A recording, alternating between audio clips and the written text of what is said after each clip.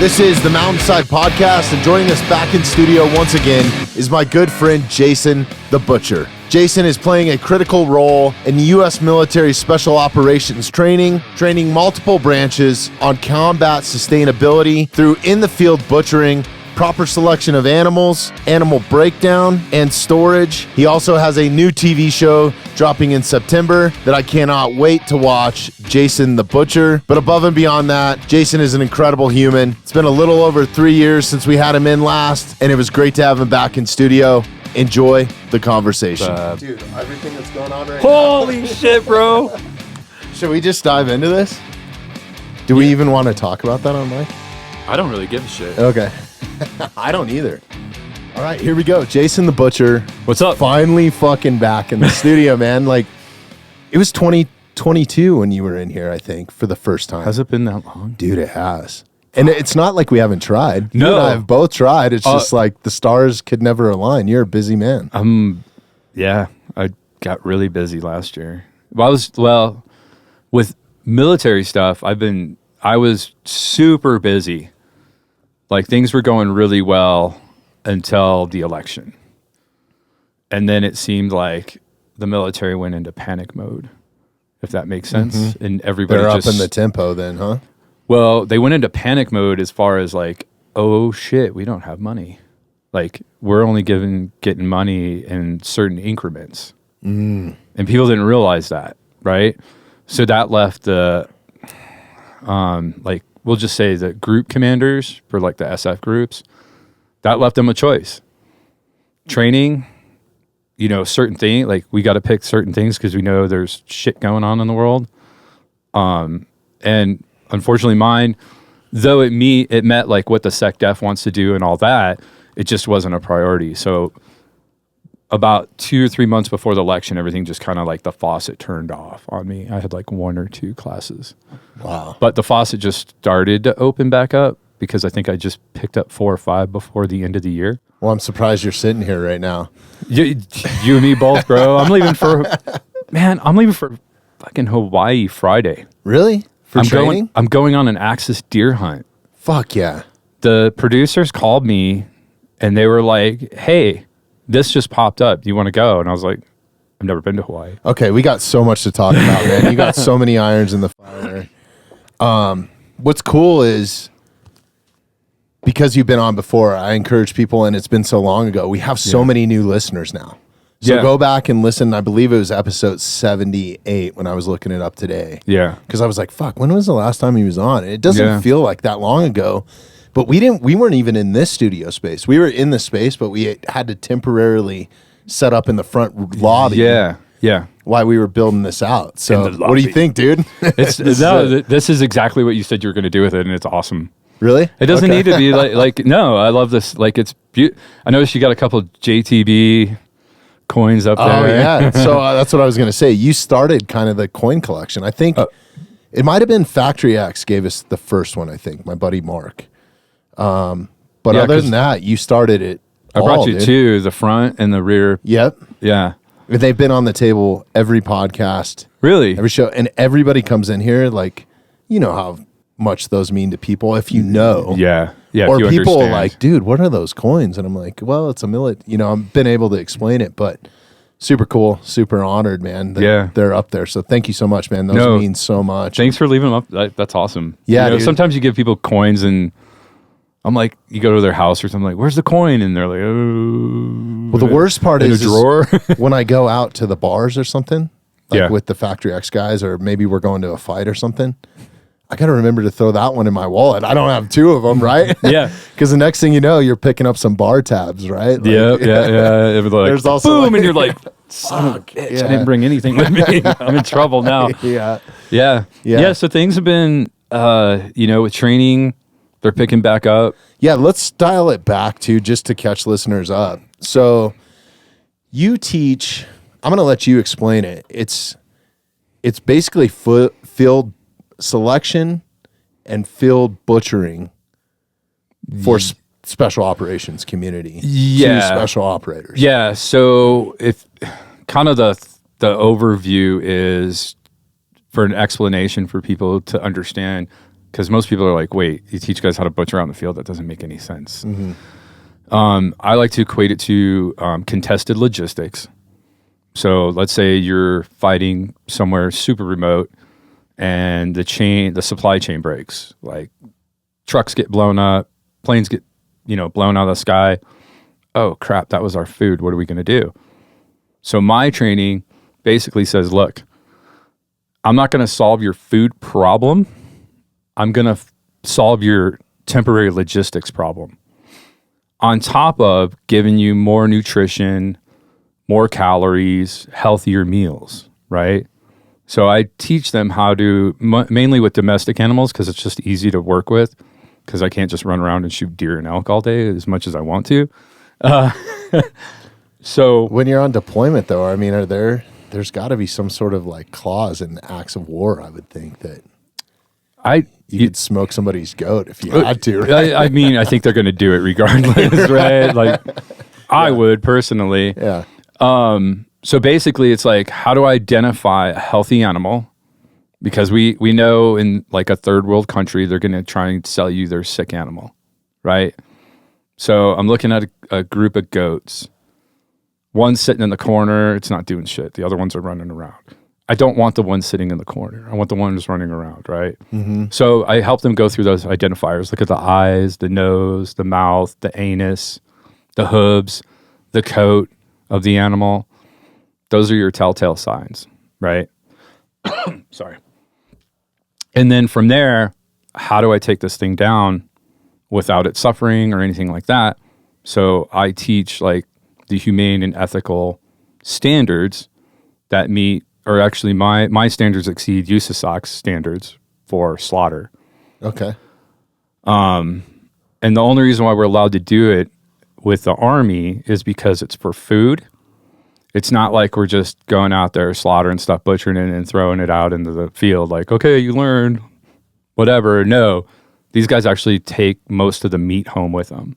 As you should, man. Like, and when they don't, even the ones that travel, right, that flew out, they'll like fill coolers up.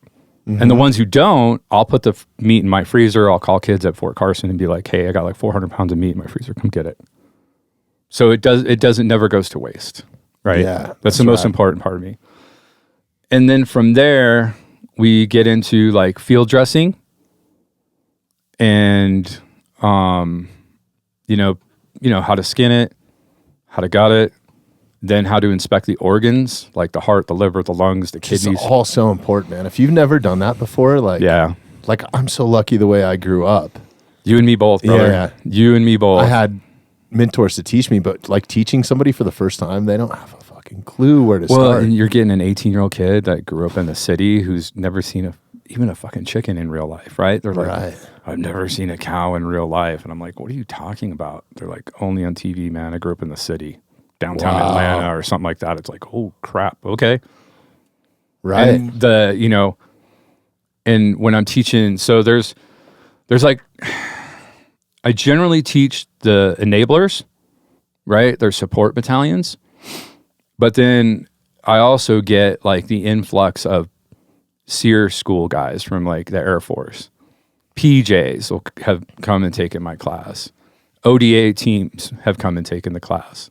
So that's picked up over the years. It's not so much about the enabler. It is still about the enablers, but they identified like, if I don't have enablers, what the hell am I going to do? And what's interesting is the generation, we'll just say like Green Berets and stuff, the older generation, like you and I grew up, those guys are like on their way out or already out.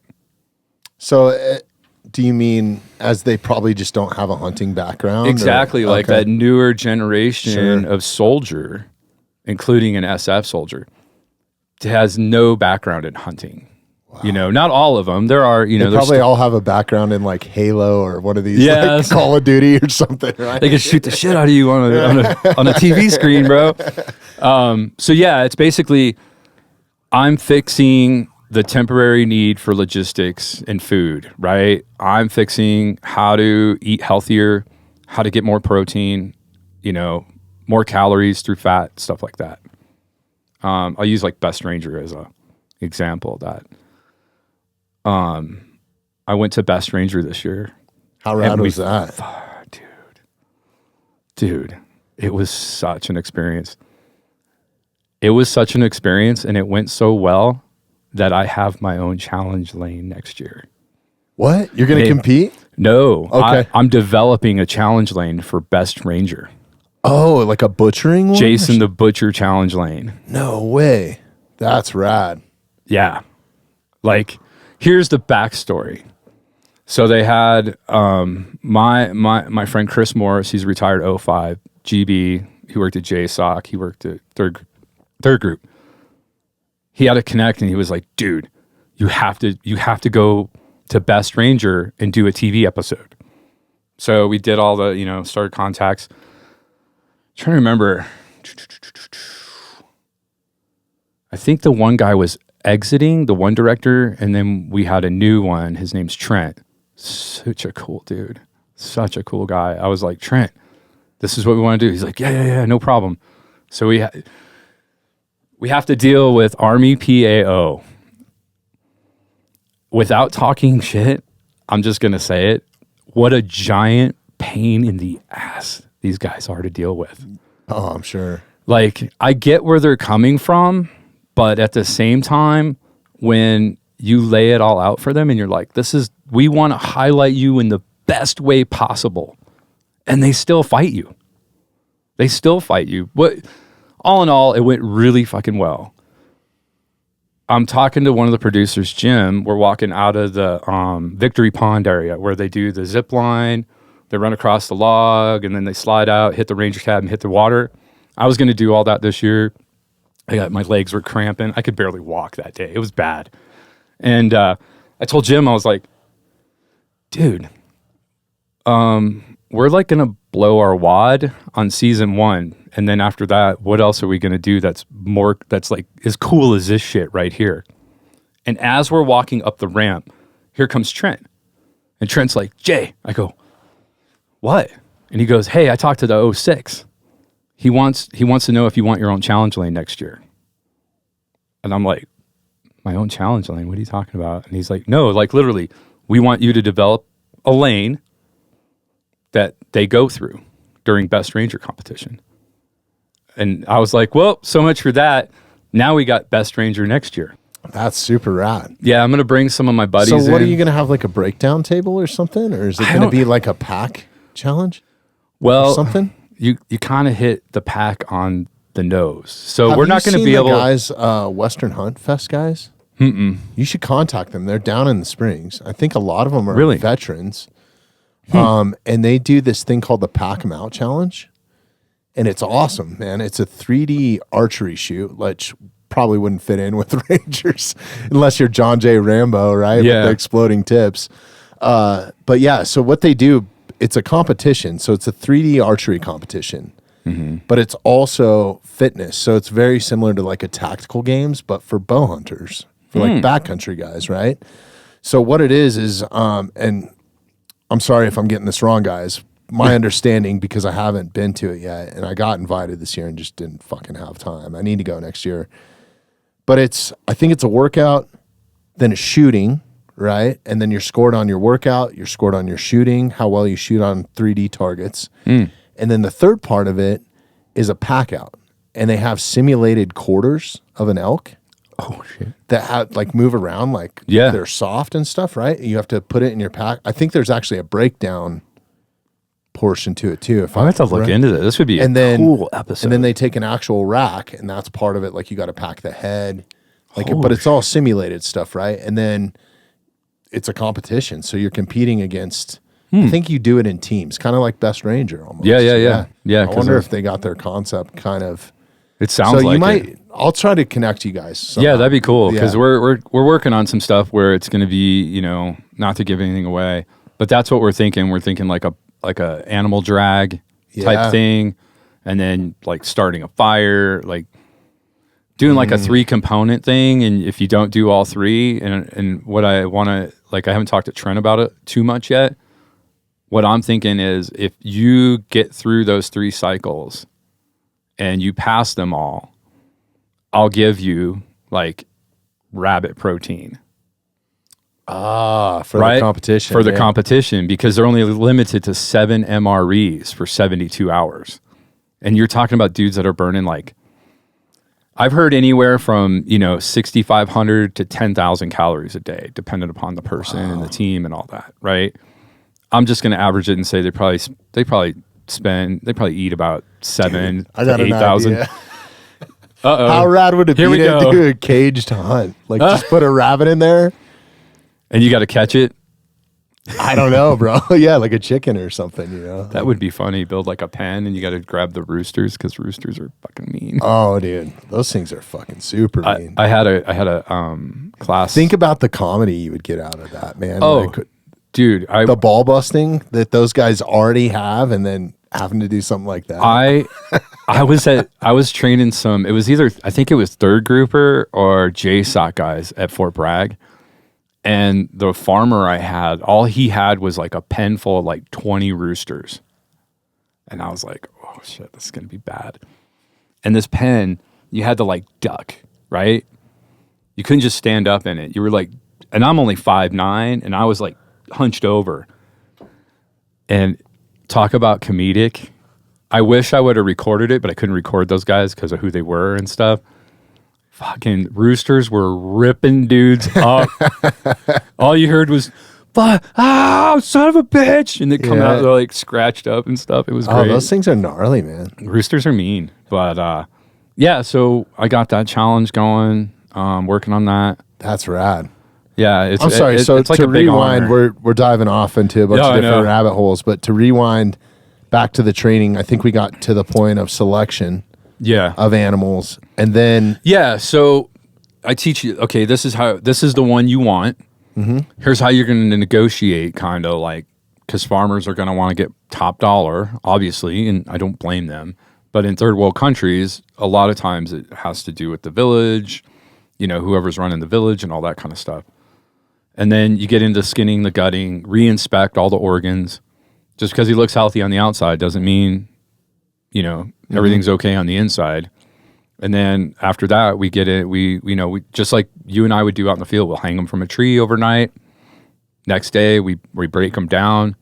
I teach them how to build a smoker using the skins.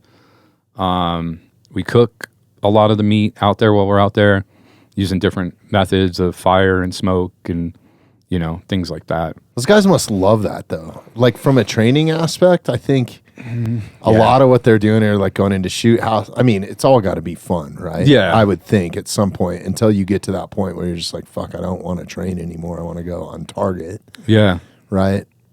And I'm only speculating of but I would think a lot of those guys probably really appreciate, because a lot of the guys that I know have, whether they were with an ODA, Green Berets, Special Forces, MARSOC, SEAL, they all enjoy hunting and fishing almost. Mm-hmm. They all have that sort of connection to nature.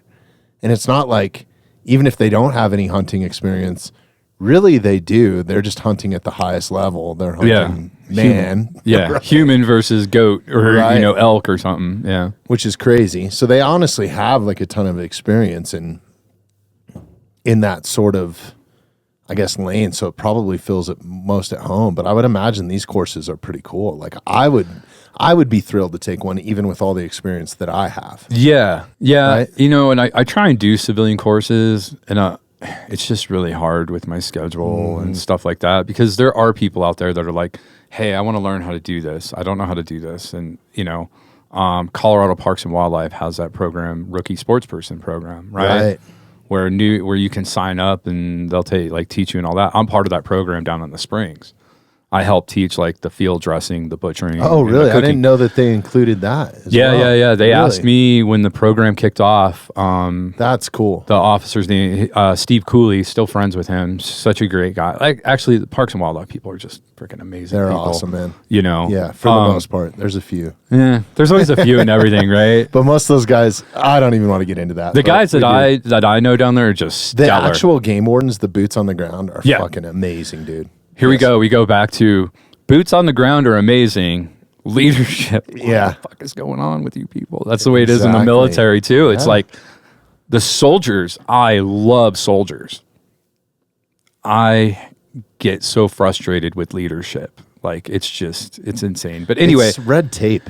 It is, you know? right? The moment that you start having red tape in anything, it's so unneeded hard. red tape. And the other process to that is there's like civilian oversight committees for everything, right? So it's got to go through so many. It's got to go through and the civilians don't care whether they get training or not, or whether they do this or not. They just look at I'm just going to say no because it's easy. And honestly, I know that you probably do quite a bit with nonprofits, but I get approached by so many. And I've been doing a lot with nonprofits that can act like overnight. That's one of my criteria is like how much red tape, like to actually help somebody, whether they're a disabled vet, maybe it's some sort of school to get somebody into schooling, or maybe they just need a fucking minivan because their family car broke down or whatever. It's like, how much red tape do they have to go through? That's like one of my first questions. Like I get that you got to check the money. Well, I guess money is number one. Where's the money actually going? Yeah. But then how fast can you help somebody? Yeah. When they pick up the phone, can you help them or not? Most of them cannot. Oh, it could take 6 to 10 weeks for us just to get the process through. And it's like, what are you talking about? But, the Parks and Wildlife guys, they do a really good job. They get the families. I love working with them. The past few years has been really hard on me because of all the work and now TV. And, we're spinning up a TV episode with them, kind of talk about the rookie sportsman's program. That's cool we too. did. Yeah. We took a 8-year-old on a turkey hunt. That was fun. I don't have kids, right? Yeah. So I'm like the old crusty dude who grew up with a dad that like if you were told to sit down and don't move and shut your mouth, you were like, you did it. Yeah. You just didn't move in the woods, and I've never been around, I don't really generally around kids. So for me, like an 8-year-old, like constantly squiggling around, I was like, shut up, in my head. I'm like, calm down. But he had a great time. And that was all, like, I could care less if we got a turkey or not, right? Yeah. It was all about like giving him that experience because he wanted to do this and the parents wanted to do it. It gives them that experience to say, I really like turkey hunting, or that was just horrible. I sat there and froze my ass off. Oh, you'll find out real quick whether you have a passion for it or you hate it. Yeah, and I'm in the stand with Aaron, the wildlife officer, and then I got like my camera guy in a different blind, and we're all hunters, right? And we're hearing turkeys. It's like, let's go get them. Like we could go get these turkeys right now. We'd be done, but it wasn't about us, right? It was about the kid and his family, and that's where I think a lot of people struggle when they're trying to teach other people. I hear a lot of, there's no mentors out there. There's no hunting mentors anymore because nobody wants to share, like, this is my private area or this and this and this. Me, I'm an open book.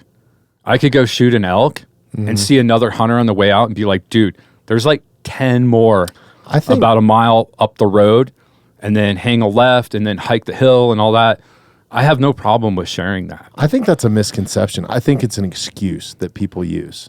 I think people make excuses a lot more, and I'm just as guilty of this as anybody, right? Like recently in the last couple years, I came off the road, had kids, like was super busy. You know what I'm talking about with 8-year-olds moving around? Yeah, oh fuck yeah, dude. I got a 7-year-old right now, dude. It's like, we're trying to watch a movie. I can't even understand what's going on because but that's part of it, right? Like, yeah.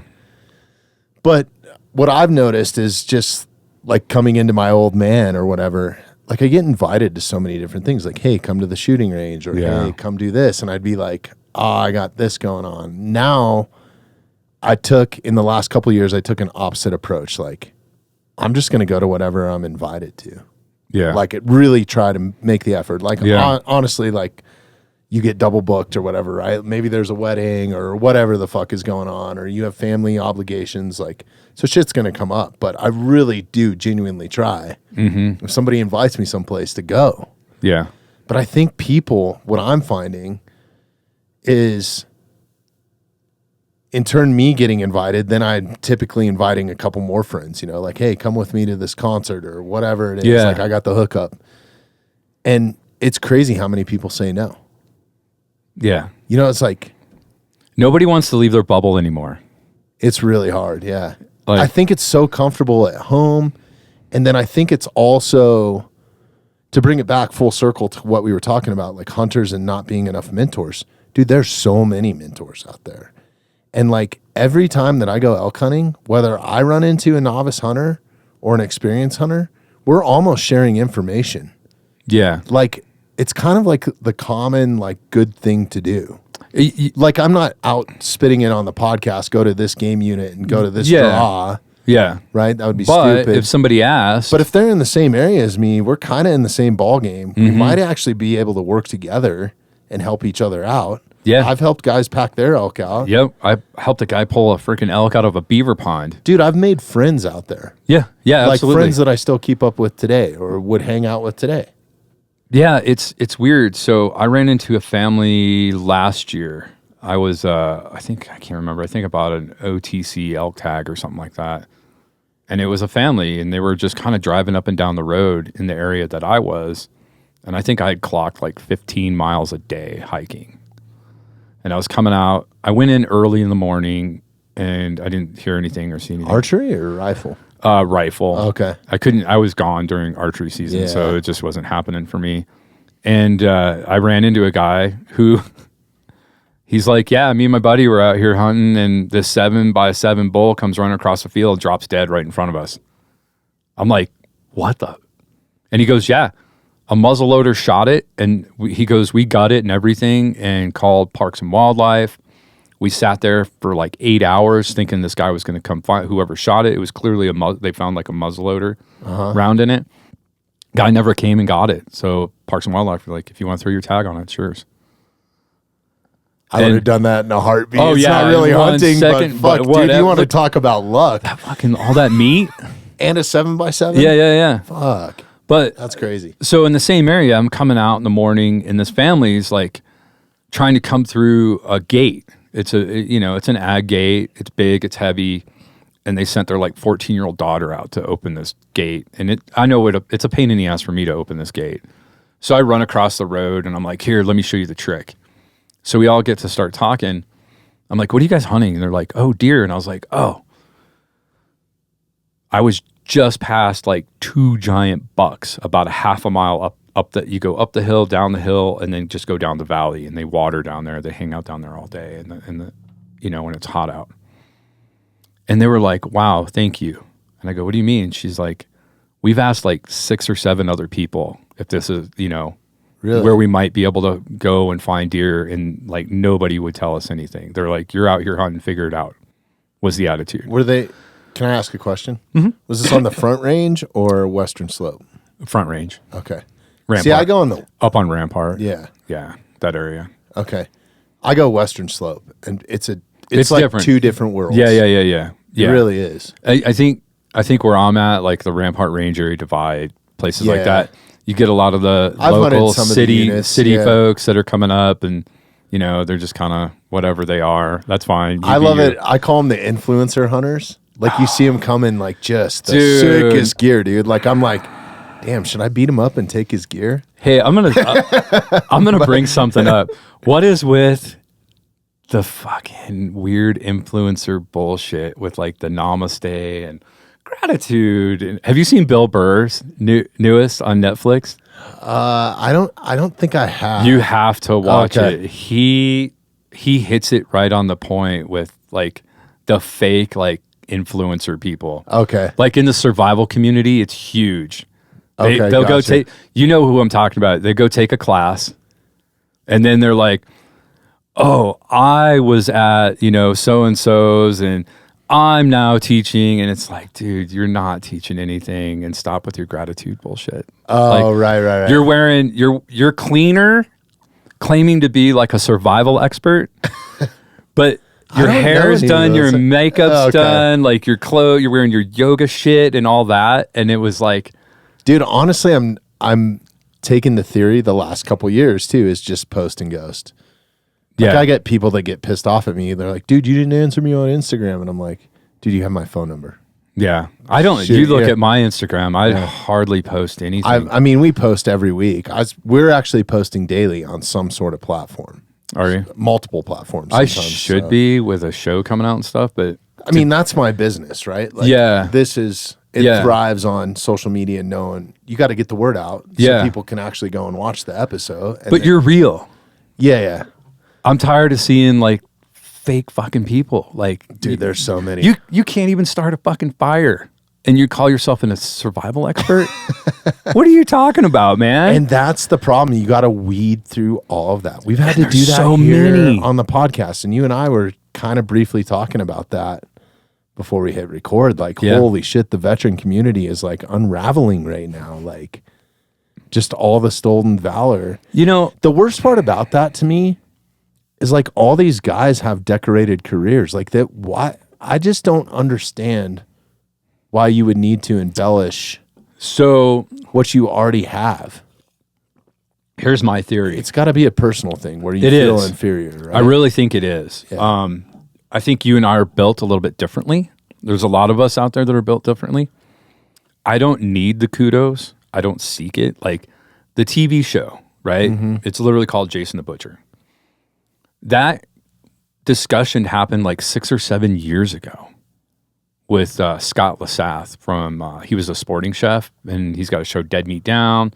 They got Ranch America now, Fishmonger, me. There's a couple other ones that are getting ready to come out. And it was one of those, cool. You know, I met him in Denver at the Sportsman's Expo. He's like, God, I gotta get you on TV. You're so cool what you do. And I'm like, yeah, cool, man. That's great. Like, I was excited. But it never happened. But I didn't, like, freak out and focus on that. I focused on me. And I've learned over the years, doing what I do and working with who I've worked with, who I now, like, because I'm 52 years old now, I've decided who I will work with, who I won't work with, and I don't give a shit how much money you'll bring me. If you're a bad person, I don't want anything to do with you. That's my same exact philosophy. My philosophy is just be a good person. It's the simplest thing on the planet. Just be a good person. Be a good human to other humans. That's it. Yeah. You know, I don't know what you're going through. You don't know. Are there shitty people out there? Of course there is. We're seeing it constantly. Mm-hmm. But I still try and be a good person no matter what. And I think honesty is part of that, man. And being honest with people, like, don't let them sit there and sugarcoat you or sugarcoat themselves, or if you know that they're lying, like, don't be afraid to fucking tell somebody. Yeah, call them out on it. Yeah. Right? So I think we're responsible as friends to keep each other in check. Like, that's what I love about my guys from the community. Yeah. They have changed my perspective on so many things, and that's what I'm looking for in here. It's like, I don't want somebody to come in here and just agree with everything that I say and everything that I do. That's so fake. It is. Yeah. It's like, I don't want to be pleased. I'm having you on because and none of the people I have on are like potential guests. It's like, I'm not looking for or they're looking for my approval. It's like, dude, just be yourself, man. Yeah. Like, that's what I want. There's no approval needed here. Like, exactly. You know, and I think it goes back to I think part of the other problem is social media is so powerful, and you do one little thing, right? Mm-hmm. And you just get eaten alive. Trust me, I know. Yeah. I've been really after, like, I don't talk about myself. Like, I talk about myself, but I really don't talk about myself. I've had like tier 1 dudes walk up to me and they're like, dude, you're like the most humble person I've ever met for what you've developed and created and changed the Army. Thank you for saying yes to this, by the way. Oh, I'm so stoked you're here, dude. I've been wanting to come up here for but every time I try and go, I'm like, here's my schedule. You're like, fuck. And then and then you're like, hey, can you come up? I'm like, nope. Yeah. No. So it's, I just be a good dude. Right. Yeah. And I understand that everybody's done it in their life. But to me, like, I would still be impressed, even if I know guys that are SEALs, right? Yeah. And they just made it through selection, basically. And then they had been on some deployments, but they never saw one bit of action. And that's just a roll of the dice, man. Wrong place, wrong time. There's one that lives by me. Same thing. But he's like, I never deployed. Yeah, but then they start to feel, I don't want to put words in their mouth, but No. they should not feel inferior for their level of service. Like I know guys that were Marines that got these awesome deployments in Japan and the Philippines and stuff where they never saw literally anything happen. They're like, fuck, but man, you gave I up. wish I could have You gave up gone time to of war. Yeah. You gave up time of your life to go to those places and just 1,000%. sit and wait for something to happen. To be ready. Yeah. Yeah. Like, To me, it's the same level of service. yeah. Right. So my point is, if you're listening to this and you're a veteran or a police officer or maybe you sit in an office and do paperwork, dude, like that's the roll of the dice, man. Yeah. Like, not everybody is the biggest rock star there is, right? Like those are few and far between, man. A lot of it is luck of the draw. A lot of it is performance. I'm so lucky. Me too, man. I feel blessed. Exactly. And to bring it back to you, or bring it back to what I was saying about taking opportunities when you get invited, a lot of the opportunities that I've had in here is because I've been invited to something that I meet 4 or 5 people and I'm like, oh, this person's fucking cool, dude. I could fuck with this guy. Like, I want to have them on or whatever, you know? Yeah. It's just like getting outside of your shell, getting outside of your comfort zone, even if you have to go by yourself. Yeah. I believe that that's where you create opportunity. I've met so many people just in the past year of filming, like different people, awesome, amazing people, right? Yeah. Veterans, like super quiet professionals. Like I've met dudes that you would never know. That's my whole thing with the influencers that are military guys. I get it. If you know the community, it's like, I understand it. We're all like, you want to tell your story. This makes money, right? And if you can't, like, I get where, like, especially like those tier 1, tier 2 type dudes, you have 2 choices. Just retire and disappear and live off of whatever minuscule amount of money the military's given you. Or you're just going to go end up doing what you did in the military as a civilian for some giant corporation. yeah, Blackwater. Those are pretty much their 2 choices. And now they've got another choice. Now they have social media. Right. Where they can build a following, they can get sponsorships and all that. Fucking great. Like, I'm all about making money and taking... I think it's good, too, for recruiting, too. But like, don't do it the way it's currently kind of going down that path. You know, you shouldn't have to lie. I honestly feel bad for those guys that are lying. Like, they must fucking hate themselves right now. Like, I would think. If they have somewhat... Here's the thing. Like, there's so much good that they have. I think they are. They're all good people. Like, let's just throw it out there. Tim Kennedy has done so much good, I think. But I know people that know him personally. Like, they leave their kids with him, right? Yeah. He's a good dude. Yeah. I think he got caught up in the whatever bullshit and all that. So you got caught up in it, dude. I would have just kept one of my camera guys. He's been in the industry for like 40 years. And when I first met him, he goes, Jason, what is your plan? And I'm glad he asked me this. And he did it for purpose, right? He had purpose. What is your plan when people start talking shit about you on the internet, on your social media platforms and all that? He goes, what's your response? I said, I don't respond to stuff like that because I just don't care. Like, you don't know me well enough to talk shit about me, right? Yeah. You're not in my circle. You don't know me. You're just making shit up about me at this point.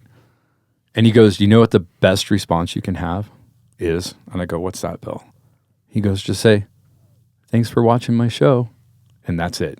Exactly. He goes, they watched your show. You're like, thanks for watching my show. And don't respond after that. He goes, I was like, that's brilliant. Because I wasn't going to say anything. He goes, no. You don't want to go silent. You want to put it back on them. Like, thanks for watching the show. You took the time out. You took a half an hour out of your day to watch my TV show. I appreciate that. That's kind of the approach. I guess I've never really been told that, but that's the approach that I take here. Is just like, thanks for listening. Because the best part about this platform and podcasting in general, and if you're a YouTuber or whatever, it's not like you're being force-fed it.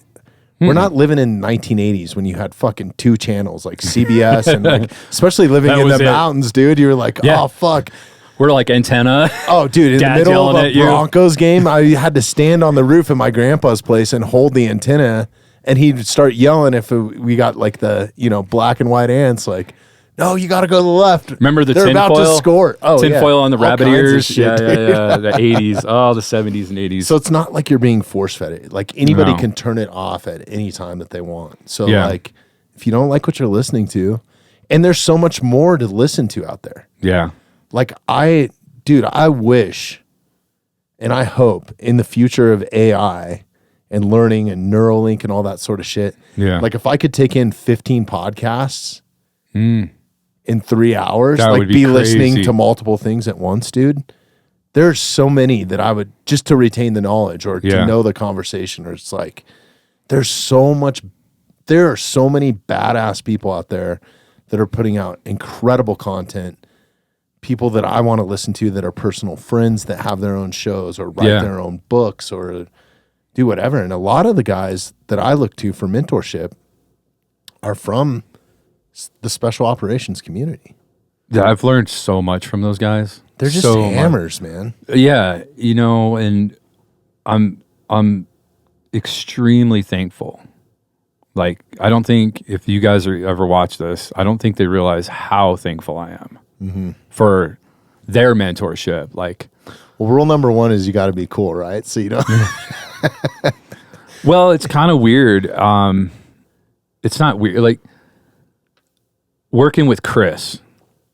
Chris Morris, retired GB, like all that, 14 combat deployments. You'd never fucking know. You'd never know.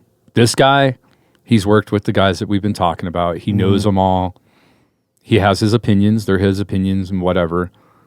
But I've learned so much, not just about like maneuvering through the military bullshit, like dealing with, what we were talking about earlier with like, soldiers are amazing. Leadership's a pain in my ass, right? Just to get a simple class across the finish line. It's just ridiculous. But beyond Chris helping me with those types of things, just the way he handles his day-to-day activities, he handles his business activities, those types of things, and being around other guys that are a lot like him, my mindset has shifted so much, even since the last time you saw me. I'm a different person. And the comment was made to me by Chris. I was going to say, you look great, dude. You look like you've lost a bunch of weight. I lost so much weight. Oh, I don't think I got Lyme disease. That's how I lost a bunch of weight. Yeah. Really? From teaching or you think? Yeah, I was at Fort Campbell. Yeah. So it was during COVID. I was traveling, like I had to drive to places to. Let's put a pin in this because I want to go back to what you were just talking about because I think one of the reasons why I want to touch on this, I had to take a new approach with how my friends, my personal friends, and veterans in general should be viewed, and everybody's different. So like I know that there's people out there that are doing the wrong things. Maybe they're going down a wrong path. We're not going to change it. Right? But I think that and my buddy Ben Davis brought this up to me. I want to connect to you guys. I think he should do a piece on you. He's an incredible writer, former SEAL. Nice. Lives right down here in Golden. Great dude. Check out Ben Davis on Substack. Go read some of his stuff. Okay. It's fucking incredible, man. Like at some point he's going to have success. I know he will, just because of his background and business and the connections and all that sort of stuff. But I think and this is no knock on it, because I love listening to Sean Ryan and I love listening to Rogan and the veteran sob story of like, even from tier 1, tier 2, tier 3 guys is how broken they are, what's happened to them, how much horrible shit has happened to them. Yeah. And that seems to be where the focus is at. And I get it. But that's also what people want to listen to. And there's a ton of platforms. So my approach here is like, I want to highlight how much mentorship these guys have supplied to me in business and just being a human being and being a stand-up human being and being there for your friends. And then also like the autocorrect that those guys have is fucking unbelievable, man. And I know most of the guys that I look up to in business, writing, shit, even in podcasting are from the veteran community, man. Yeah. Like, it's crazy. Like, they are super, and I think the moment that we start showing that side of them a little bit more, because I think that there's a lot of kids right now that are like looking at life decisions, and maybe they're considering the military. They're maybe on the they're fence. considering being a Navy SEAL, and if they're just hearing all the brokenness and how bad they're fucked up and the TBI and the PTSD and like all these stories, which is real. Like, I'm not discounting any of that. But if they keep hearing all of that, what the fuck is going to happen to our recruitment, dude? And we need it now more than ever. And that's, so to kind of, I'll tee back to Chris and mentorship and stuff like that. So with recruitment, literally we had to go to USASOC PAO. We had to go to USASOC headquarters in California. All we want to do is show all the cool shit that you can do in the military, right? Explain USASOC for the listeners that don't. I mean, you and I know because we have some friends in the... So USASOC's like the umbrella that covers like the SF groups, right? They handle their logistics, their food. They're the command. They're the higher command that sits up here. And then you got SOCOM that's like right at the top. So it's multiple branches of the military that are being USASOC's more commanded. Army. Yeah. USASOC's like mainly the Army. Okay. And then JSOC. JSOC is what JSOC's your Joint Special Operations Command. So that's like your SEALs and, it's just a bunch of different people, different things going on there. And then you have AFSOC, which is Air Force. But I heard that they're slowly going to transition like their D-cell and their pararescue and all that's going to fall under JSOC. At some point. Who knows what the fuck's going to happen right now? We don't know. Yeah, we have no idea. So going back to recruitment, that's how we approach them. We're like, look, we want to show like all the cool shit that the Army does and concentrate because you look at enablers, look at the cooks, the 92 Gulfs in the Army. And what I find interesting, and this is what I tell I call them kids because I'm so old. I tell these kids, you're one of the most important people. The only thing that's more important than you is ammo and guns. 1,000%, yeah. But you're still more important than that because if you don't eat, you can't shoot your gun. You can't fight. So unfortunately, these kids are treated like the bottom of the barrel. The cooks, really? They're dude, you have no idea. No idea.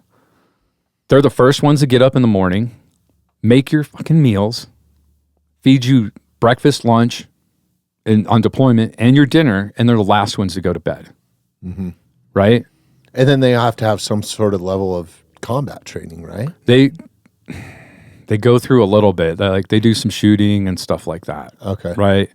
When you get to that JSOC level, like the tier 1 enabler guys, they got like 5 different jobs. They drive, they're mechanics, they shoot, they can fix guns, they can fix they have a selection. It's a full-time job. They have a selection. Triple time. Yeah. They have a selection process to go to like 10th group as a cook or a mechanic or something like that. There's no selection. You just come straight out of AIT. And they throw you in with we need food right away. Yeah, right? And these kids have like the most minimal food training on the planet. And they don't get treated great, right? It's not that they treat them like trash or anything. They just don't recognize them as much as they should. Mm-hmm. And there's a lot of group commanders out there, like GSB, Group Support Battalion commanders, that love their cooks and support them like first group. Those guys actually understand it. Like I've talked to a lot of my friends that were like high-level SEALs. Yeah. At like the highest level. And well, one of them, Andrew Arabito, was explained to me, and this was during a podcast. You can go and listen to it. It was early on. He was talking about when they were deployed, and I can't remember exactly where they were at, but he was like, no matter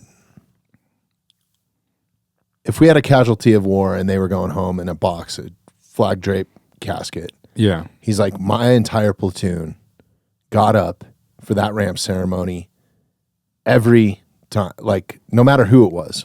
Yeah. Whether it was a cook, the trash guy, whatever. Like because everybody's gonna valuable. send them off. Yes. They're all valuable. They're 100%. a piece of that pie. Yeah. And if you're or a puzzle, if you're missing that puzzle piece, especially in the food world, you're fucked, man. Yeah. Like MREs are horrible to eat. They're terrible for The it. worst. They're the most disgusting thing on the planet. Like I just tried to eat one of the beef jerky sticks. Because I got like 2 cases at home. And I was taking pictures for the show. Dude, I bit into that thing. It was. Like a little dry heave. I would have, yeah. I would have ate my dog's food over that all day long. It was just gross. But anyway, so portraying these guys in the best light, yeah, I think is I want to do that. But it's just like one fucking roadblock after so when another. a guy goes in. Did you say is a 92 Golf? That's what they're called in the Army. So a 92 Golf in the Army, post what they learned there culinary wise. How to open a can, how to fix a burner on the CK, the combat kitchens. Right. So they're not doing any food prep or anything. They're They teach them opening bags and fucking pouring it into. They do give them like how to cut a carrot or how to cut celery, like the most basic shit you could imagine. So they can't even really transition with that into. They have opportunities, like I guess post-military. Do they have opportunities? They have opportunities during the military, like while they're in, to go to like the Culinary Institute of America and all the. But plus, you have a GI Bill, so it's they can go to school and stuff like. But it's so hard for them because of their schedules and because of who's in charge of them. Like, hey, I want to go take this class. Nope, too fucking bad. Well, why not? I just said no. It's kind of the attitude. And then impart me, and they're like, oh my God, I get to kill an animal. I've never done this before, and shit like that. Everybody wants the butcher class, but that's a soldier. Yeah. And anybody above, like leadership is just like, oh, I don't want to spend the money on that class. It doesn't do me any good. And I'm like, okay, when you find out when you don't have food, and well, you're there's like, some real life experiences that I've read in books and stuff where supplies did not come. Like they were rationing water. yeah, let's talk history. Yeah. Let's get into that because get into that food. was one of the things I wanted to talk to you about. I mean, we could finish. Do you up. know the history of? Okay, let's finish up. Yeah, we got plenty of time, so there's no rush, man. So with the leadership end with Chris, and we're talking about our mentors, right? My approach on everything has changed in the past like 3 years. So since you've been in here, yeah. Like I've learned just general life lessons, right? General, like it goes back to who, because before, like around the time I came up here last time, I was just grabbing at anything and everything I could possibly get my hand. I didn't care what it was. And honestly, it was destroying me. you were on the come up right then. Yeah, I was starting to climb. Right, climb, and then I hit a point where like a guy's like, "Let's do a restaurant together." And then Jason, you should do this TV, or you should try and do this. And it was literally affecting my life in general, like my marriage. It was affecting. It was like it's like tying a carrot in front of you on a stick, and you're just fucking running after a carrot you're never gonna catch, ever. And after I went through that lesson of all that shit isn't worth your marriage, your sanity, your peace. And it also taught me who I want to do business. I learned a valuable lesson in trying to open a restaurant with somebody. And I'm not going to say like shit about it other than it wasn't a great experience. And I left, and I'm glad I left because my life has been exponentially way better. Yeah, it's crazy. The opportunities, once you do start to have a platform or a little bit of success, how many people want to be a part of it? How many people want to offer you things, parts of companies, investment opportunities? And you learn that 99% of them are there's ill will behind it. There's ill intent behind it. Right. I'm going to use you to get this. Yep. You know, and something I really learned was just because you're a rich motherfucker with millions of dollars does not make you a good businessman or an intelligent human being. 1,000%. And that was one of the biggest lessons was you believe they're like, oh, I do this and I do that and I got this and I got that and I'm worth this and I'm worth that. And you're like, oh my God, this guy's the most successful. I got to fucking tie myself up with this dude. Mm-hmm. And then you turn out he's just a total shitty, scummy person who fucks people to get ahead. And that's not me. There's so many out there that are like that. Like the guys that really have exuberant amounts of money that I know personally that have like major fuck you money. Yeah. Like you wouldn't know it. They're like the special operations community. You would not know it. And like, that's the lesson learned. Some of them look fucking homeless. Yeah. Some of them are so recognizable because of who they are and being the lead singer of a rock band, but it's also a guy that built his own house that he lives in by hand. It only has firewood heat. You know what I mean? It's like, I'm sure he's got multiple homes, but like that's the one that he chooses to spend. And those are rare. Those guys are rare though. Super rare. In my opinion, they're rare. Super rare. You know, and that's lesson learned. Mm-hmm. And as I started hanging out with more and more of the those upper tier 1, 2 dudes, I started like I sit back and watch a lot.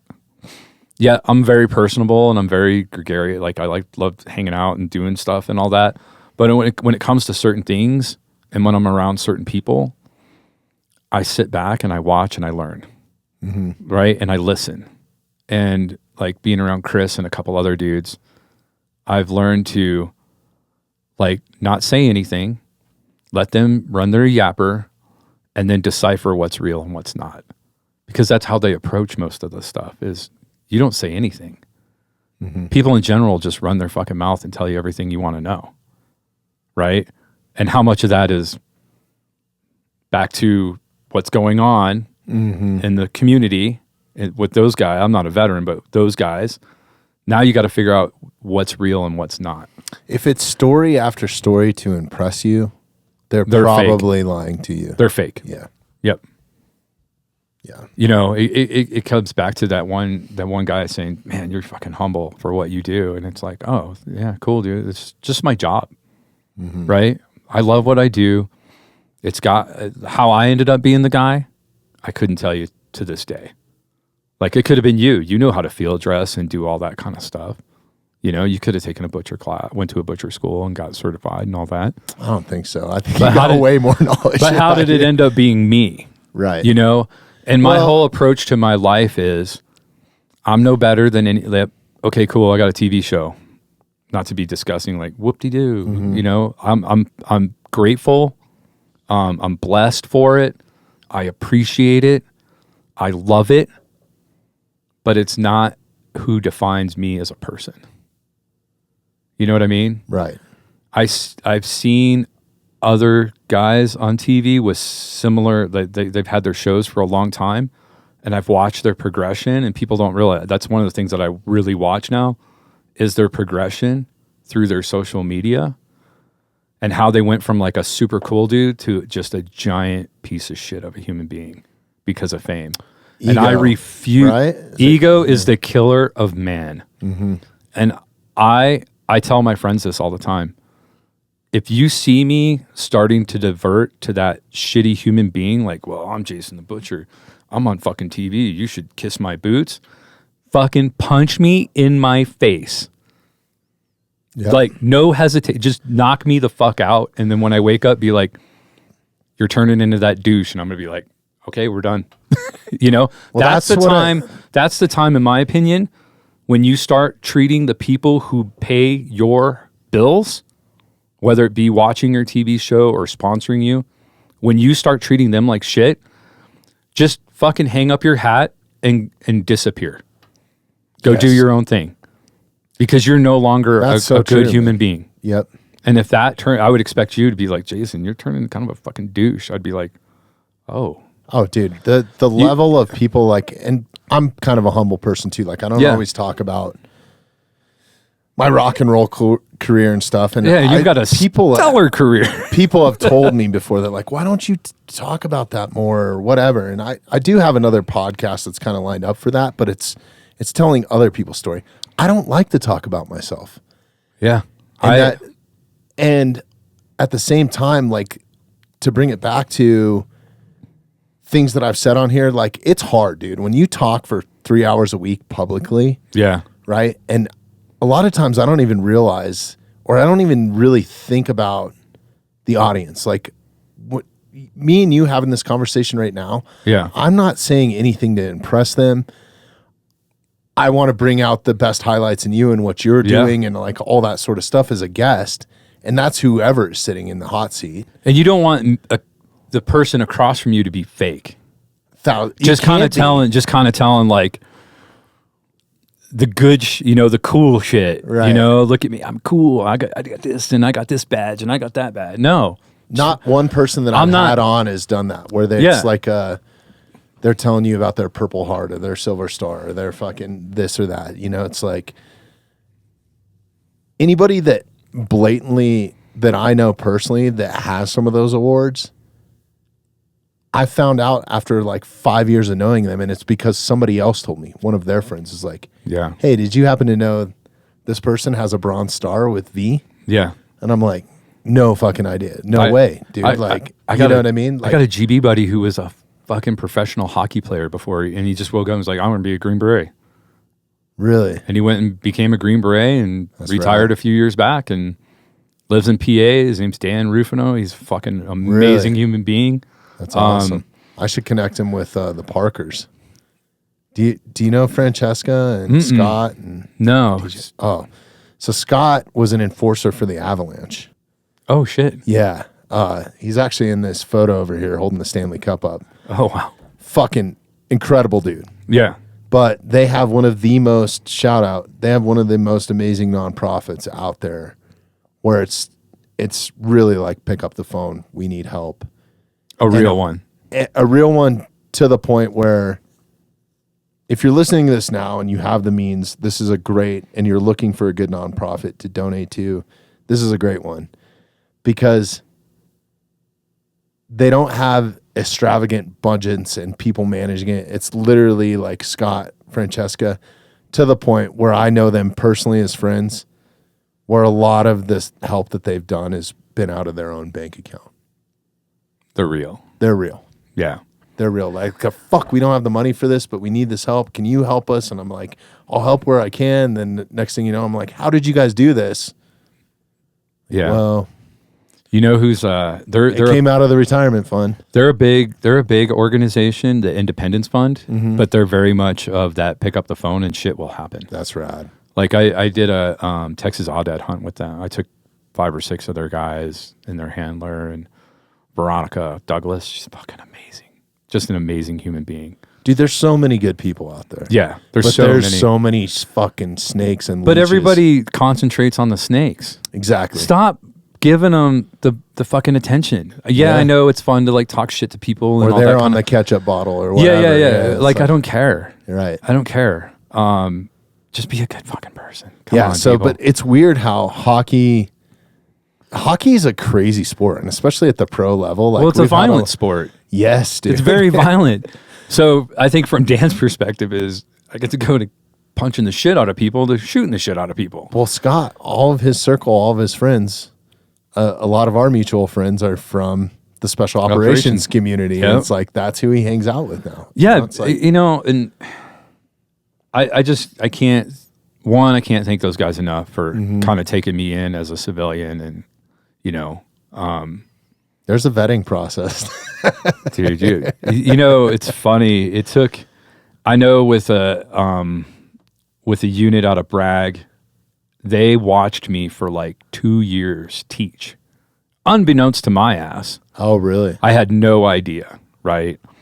But evidently they were like pulling people that had been through my class to the side and being like, okay, what's this guy like? They were pulling JSOC guys that had been through my class, and then they fucking randomly called me and they're like, hey, meet us at this gate.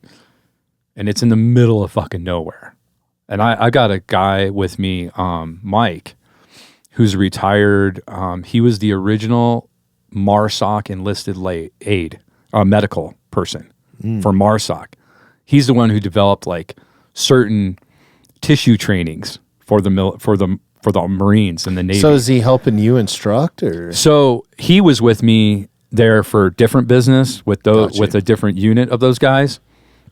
And if I ask any stupid questions or anything, no, just you're good. shut me down so we don't have to edit it out. No, you're good. It's way easier. Yeah. So, I told Mike, I'm like, yeah, I'm meeting this dude at this gate, and he looks at my phone and he was like, I know where you're going.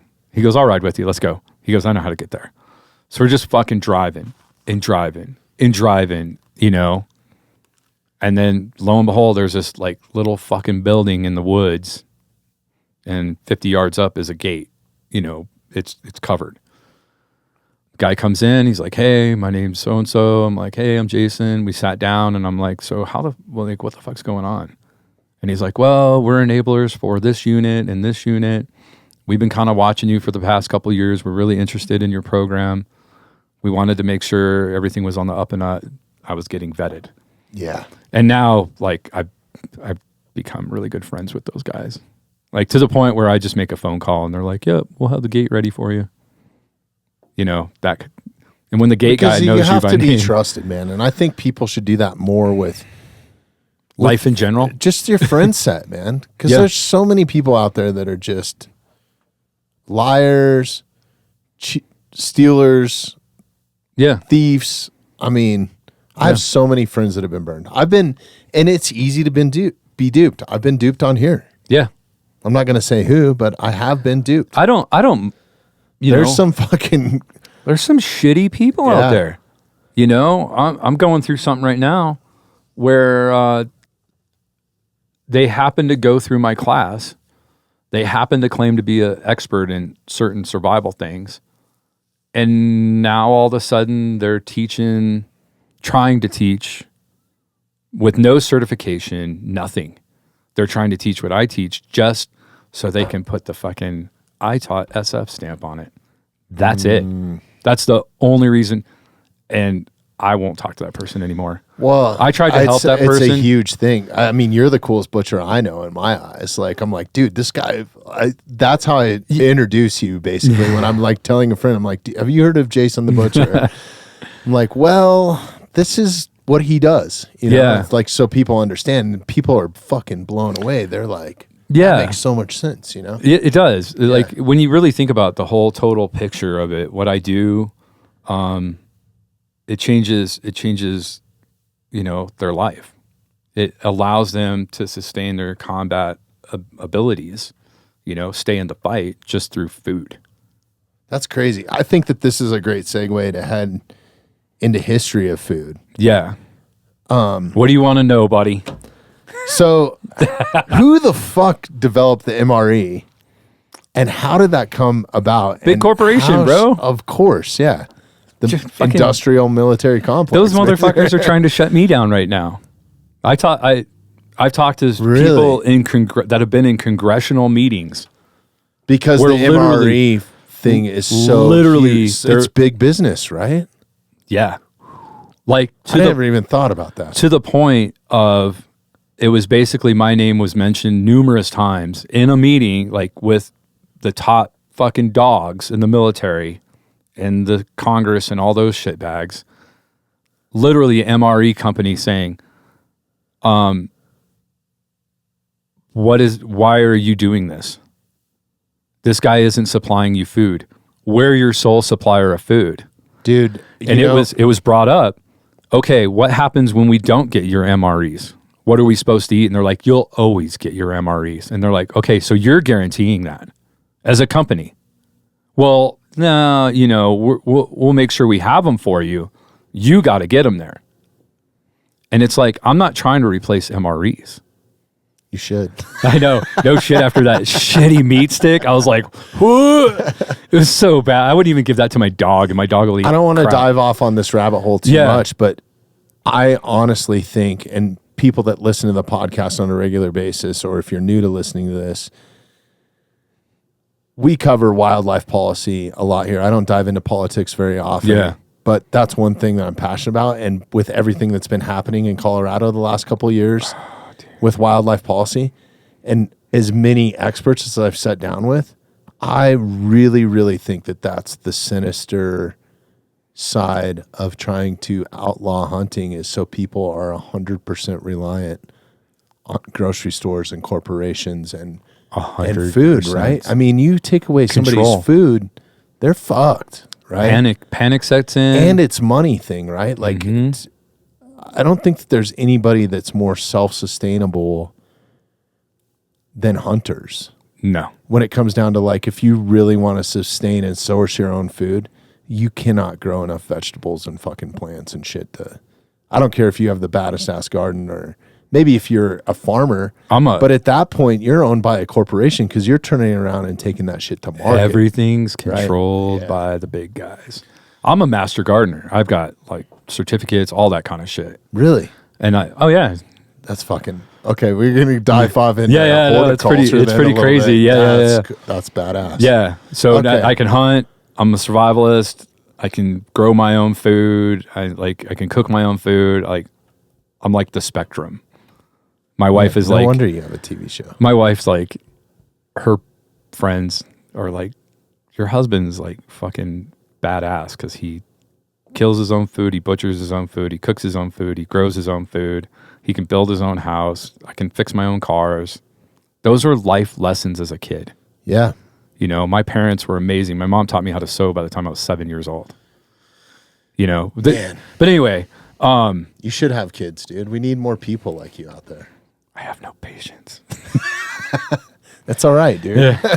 Your kids won't either. Yeah, everybody's like, oh, don't worry about that. But, you know, if we want to talk about the history of food and combat, you go way, let's go back to the Mongoloids, right? What did Mongolia do to kind of almost take over everything? They didn't really have rations. They just killed everything in their path, including... They were nomadic, basically, right? Yeah. So they'd see a village, they'd take all the villagers' shit and keep rolling. Then you roll into like the Roman times, and then they started, you know, with these little it's like burlap. They put a little bit of food in the burlap. But they also had foragers. They had... you know, what would be equivalent to us now is like hobby farmers. They had people who cooked. They had people who butchered. They had all of it. So as they moved across, you know, Europe, as they were either the people in the rear were foraging, or they were hitting those villages and taking their shit. And then it got pushed forward to the Roman soldiers, right? This is so fascinating, man. You should almost do a TV show on this. I want to do a TV show called The History of Combat Feeding. Because, like, this is a huge part of it. Like, it gets that way people cooler. Don't think about. It gets, you know what I mean? Way fucking cooler. Yeah. Like, if you deep dive into that kind of stuff, it's so crazy. You look at like the Japan, like the samurai. They brought like little like rice cake things with them, and but they only did like short missions. They go in, assassinate whoever, and then they're back home. So they had enough food for a day, was about the equivalent. And then as time progressed, we realized that we can't put stuff in tin cans. We could put stuff, add this preservative and add that, all that kind of shit. And shelf lives like grew and grew and grew. And now you got the meal ready to eat, when I can't remember. I think MREs came out around Vietnam-ish. I really don't know. I think it's around Vietnam-ish. So what were they doing in like World War II then? Well, they had the little cans. Like canned meat and shit? Yeah, like canned meat, sardines and fucking and all they that did coffee. You look at Civil War, they had like the hardtack, which is just that shit. I was in Bentonville, North Carolina, and I did an episode with the Civil War reenactors, and I ate some of their stuff. Basically, it's like the hardest fucking saltine cracker you've ever. One, it's like that thick, but it's about the size of a saltine. So you're breaking it off with your knife or some shit. Fuck, dude. Like a boulder, like a 5-pound boulder, you drop it on it, it might break it in half. Like it's so hard. But what they would do is they dipped it in like coffee or whatever to soften it up and those types of things. And what is it? Is it just like flour? It's just flour and salt. Really? Yeah. So that's what they were surviving off nutritionally and hunting, probably. And hunting. Yeah. They I learned that they had kind of an expeditionary people that would run out front and do, figure out where things were, the lay, they do the maps and all that. They were also the guys that would like snatch a pig or, a sheep or a goat or whatever, those types of things, But generally they just ate hardtack and salt pork and coffee. And salt pork is just fucking pork belly or pork shoulder. Dude, and then you have to hike and fight and fucking holy shit. Here's something crazy. Did you know in the Civil War, we are so soft these days, both shoes, there was no right and left shoe. They were the exact same, and they were either large or small. Or What? I think it was large or medium or medium and small or something like that.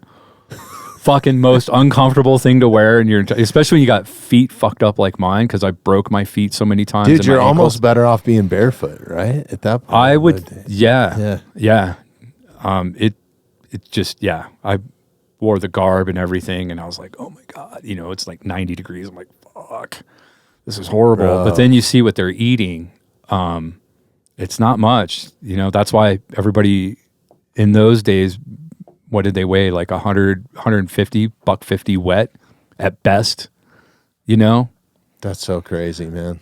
And then you go from that to the canned rations, like World War II, stuff like that.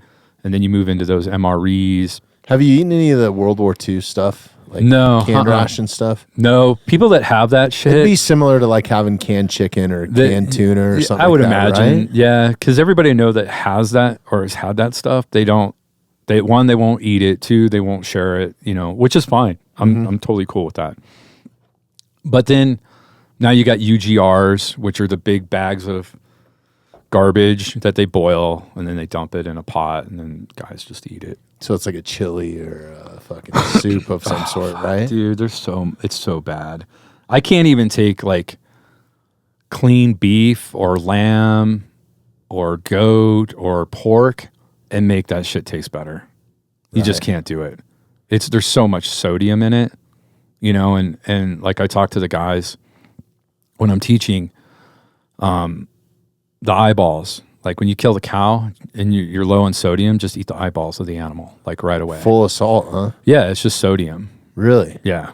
I think it's in PJ Sears School. They teach them that. I think they do something with a cow and then they eat the eyeball. Like one of the guys or two of the guys will eat the eyeball, stuff like that. Wow. But it's sodium packed, right? Mm-hmm. And then I think Ranella hit on it at one point too. That piece of fat in the back has got a really high calorie type thing. Like along the back strap or? No, in the back of the eyeball. There's like a chunk gotcha. of fat back there. You can eat. I've had it all. I Well, mean, a lot of settlers used to eat bear fat, like popcorn, right? Like they would like fry crackling. it. Yeah. Crackling. Yeah. Like a pork rind. Fucking bear is in the same genus as pigs. Right. Right? You can eat bear bellies like pork belly. Is it really? Yeah. It's that close? Uh-huh. Like bacon? Yeah. Really? Yeah, the fat and all that. Man, I don't know that I've had it. I haven't shot a bear big enough to where there's like enough meat on the belly. It's usually a lot of fat. Right. If I ever shoot a big enough, fat enough bear, I would love to try and make bacon. I love bear want meat. to find, if you're listening to this and you live on the Western Slope and own a Palisade peach farm or a plum farm or we want to whack a bear down there. I want to come shoot one of your bears, dude. Yeah. Those No things, kidding. oh my God. The one time that I ate a Western Slope bear that was like from that area, Yeah. like lived off of peaches basically, it was some of the best meat I've ever had in my life. I shot a bear up north of Florissant. And this was years and years and years and years and years and years ago. And then actually Parks and Wildlife gave me a bear from the same area. And both of them were phenomenal because there was raspberries everywhere. There was tons of food in the little beaver ponds everywhere. And those were so good. That's the best, man. It's so good. I love bear meat. But back to the history. So if you look at where we're at now, right now I'm good. Where we're at currently. This is how I picture the history of combat feeding. So we went from utilizing animals, their skins, their meat, their organs, like full on. So like a paleo man. Yeah. Everything was used from rooter to tutor, right? And as time progressed, they figured out how to like make things last a little bit longer, whether it's through curing, smoking, those types of things. Then we learned that, we can take things and put it in a can and, it'll boil in the can and it's cooked. And if you don't open the can, it's good for billions of years. To, okay, now we need these that a soldier can carry that has more calories because we're fighting longer, harder, more adverse types of bad guys. And that's where we're at right now. We're in the UGR MRE world. Now, if you look what is the normal, like, because I guess I've never really asked this. So, like, if somebody hasn't taken your class and they're on some sort of remote base or remote deployment, are they eating MREs for every meal? Pretty much that in UGRs or whatever they can get off the local economy, depending upon it. But if they're out in the middle of nowhere, they're 100% dependent on those. So like a forward operating they're only base, supposed to right? eat those for a few days. Like technically you're only supposed to eat those things for like, I think up to 4 days. And then you have to have something else. But these guys, they'll eat these things for fucking weeks on end. Really? Yeah. So have they found ways around it? Like are guys... There's guys out there before I came along that were like hunters and stuff. And they would like shoot like, fuck this, we're going to eat some fresh meat today. Yeah. That kind of thing, but it wasn't a thing. And then 10th group developed it with me into a thing, right? And this is like, you've been doing this for about 10 years now, right? Or a little bit longer. 2014. Right. Yeah. So this is relatively new, especially like what we just came out of. Yeah. And what we're looking at going into. That is so crazy. I have, to the point, I'm a bit of a psychopath when it comes to my archery hunting, and I normally don't share this, but this is like personal preference. There's a few things that I like to do. I really enjoy hunting fasted. Sounds fucking crazy. Oh, I fast all the time. But it makes me more alert, more like conscious, but also to kind of test myself because I know, dude, I got plenty of extra fat on me. I'm not going to die out there. Yeah. As long as I have water and a water filtration system. Yeah. I really like going with like a couple freeze-dried meals, like a couple Mountain House meals and the jet boil and stuff like that in the pack. But there's been so many times where I've gone out with and never even dove into that because I don't want to eat it. Yeah, I don't eat when I hunt. It makes me feel like shit. I get a stomach ache. Bingo. Next thing you know, I'm trying to fucking, not to get too graphic, but I'm trying to shit on the side of a mountain and it's fucking horrible. Yep. You know what I mean? Like, if I can kill a grouse along the way, I'm going to take that extra 10 minutes, even if there's like, if I can catch a cutthroat, a squirrel or something like something. Let's go. Yeah. Yeah. I don't. Or forage even. I mean, I'm the same way. Like if you have a little bit of common knowledge, dude, there's a time where I was on these elk. This was just a couple of years ago.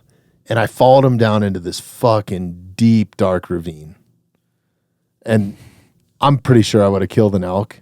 But I stopped and ate raspberries all afternoon in this cool ravine. Yeah. And it was like the beginning of September, bro. I was like, they're everywhere. I love raspberries so much. I was like, literally, I just took my shirt off, laid in the creek, and ate raspberries, dude. Like the whole afternoon, I was like, fuck this, dude. I don't even care if I kill an elk. Like this is, fucking.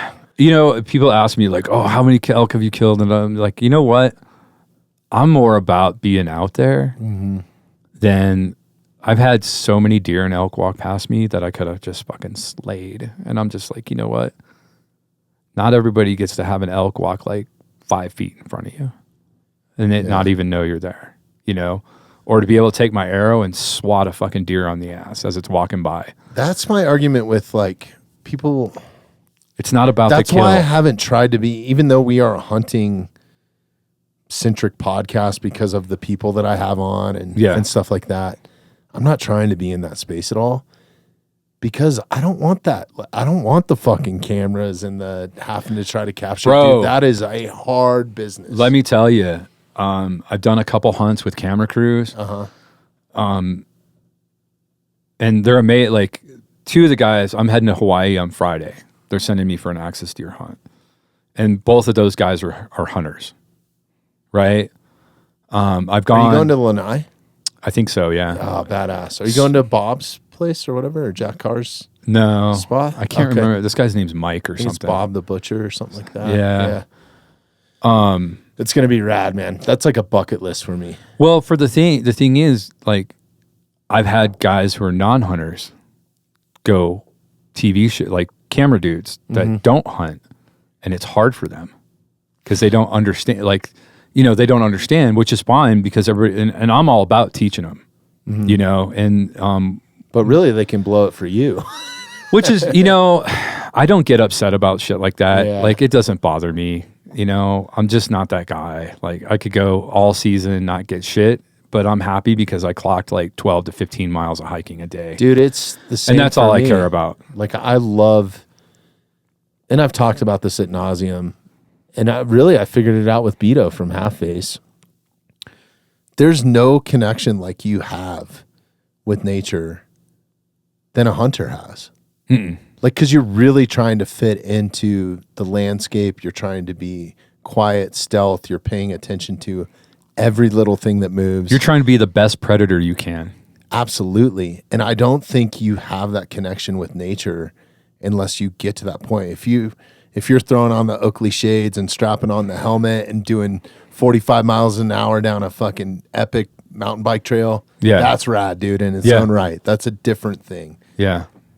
Even though you're still in nature and you're still experiencing it, you're experiencing it in a different way. But to truly, like, I've had so many crazy experiences with animal behavior and human connection that I think that there's actually a bit more there than people realize, a connection between humans and animals. There's massive amount of difference that people think. Yeah. Like, we are, I'll go back to Chris Morris.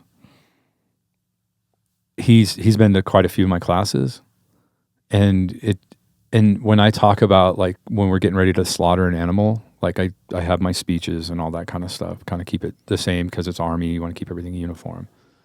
And part of my speech is your energy defines that animal's energy because you are connected. So if I go into this shoot with this goat with, horns on it that are 1.5 feet, 2 feet long, which could gouge you to fuck you up.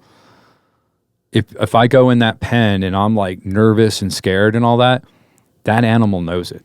They can feel it. And now you got them amped up. Now they're fucking freaking out, right? So it's like, if you have that energy, don't go into the pen. Like, let somebody else do it who's more calm and chill. I think the best advice you could give any bow hunter is you have to be confident. Even if you're tricking yourself, you almost have to, like, kind of lie to yourself. Like, yeah, it's like there's like a Jedi mind trick that fucking happens with sending an arrow. And I never believed in that sort of type of shit until I got some real archery lessons from Tom Klum. And he's like, this is going to sound crazy as shit, but you really need to, like, drive the arrow with your mind. Yeah. Bro. No, he's 100% right. Yeah, 100%. But I try and teach the whole, because I take that when I'm hunting too. If I get out in the woods and I'm like hard char, I've hunted with guys like that. They're like, fucking let's go. And it's like, dude, calm down. Like, you need to relax. Yeah. Like, you're amped up for no fucking reason whatsoever. You need to fit into the environment. That's what I'm talking about with that connection. Like, and it takes me like 3 days until I'm, like, really dialed. Well, and Chris made that comment to me. He's like, you're so in tune with the earth and animals. He goes, it's fucking insane to watch you while you're teaching. Like, I've walked up to cows. Cows are pretty sketchy animals. Like, I'll use an example. We were at this ranch and we were filming some cooking stuff, and we were right next to a creek. And the herd of cows came down, and there was like 50 of them or whatever. And it's a mixture of different types. And I think there's a Texas Longhorn in there, and there's a Highlands and stuff like that in there. Well, the bull, big boy, probably close to 3,000 pounds. He's fucking huge. He comes down and everybody, like camera guys are dropping their shit. I'm like, your shit's going to get broke. Like he's going to come stomp on it and all that. And I just walked up and I was like, hey buddy, how's it going, bud? And I'm just kind of talking to him soft, kind of pushed him on the butt, and he just turned around and walked away. Mm-hmm. And they were like, what the fuck? We thought that thing was going to kill you. I said, no. I was watching him the whole time, and he was watching me.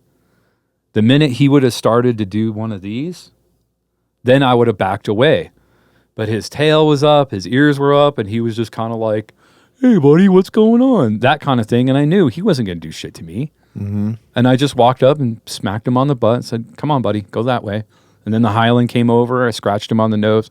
And these guys were like, holy shit. And I'm like, it's my energy. I'm calm.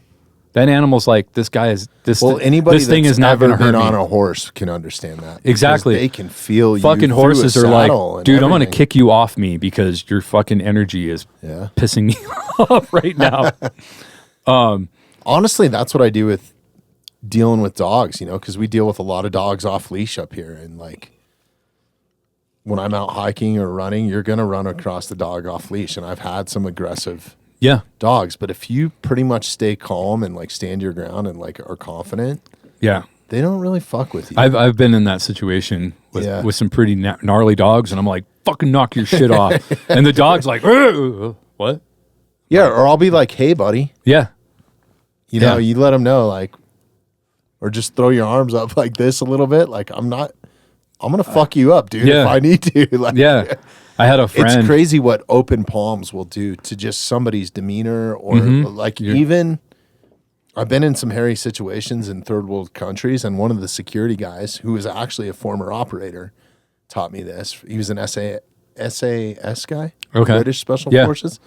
He's like, if you ever get in a really bad situation where you're like cornered and you're outnumbered and outgunned and everything, he's like, open palms, like not hands up, like still be in like a fighting position, but like open palms, like, are we gonna fucking do this or not?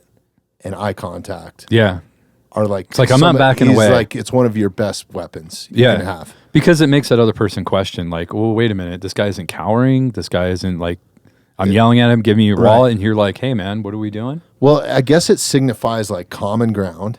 Yeah. Right? Is the way he was explaining to me, like, we're seeing eye to eye. Mm-hmm. But you don't know what my intentions are. But it's not like a backing down, like, oh fuck. Like the moment you start doing this and start then you're a victim. Yes, you're done. You're done. Yeah. And that's what they want. They want a fucking victim. Yeah. They want an easy target. But if you're like this, they don't know if you have a gun under your shirt. They don't know. Right? Yeah, I like one. Like, I'm peaceful, but I'll fuck you up if I need to. Like, that's how you explained it to me. And that's a good, I never thought about it that way. Because I've been in some situations where it was like, I'm looking at a guy that's like 6'5", 6'6", 280, pure muscle. And I'm just like, what are we doing, buddy? Right. And they look at me like, and you could see the look in their eye. They're like, wait, this guy isn't, like, something's up with this dude.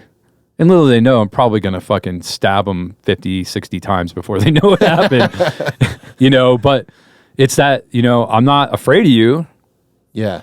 But I'm not going to back down either. Like, let's just figure it out. Went into that pose. Let's figure this shit out, bro. Yeah. But I don't know. I've taken that lesson with me, and I feel like it's gotten me out of some shit. Oh, I'm sure. 100%. Yeah.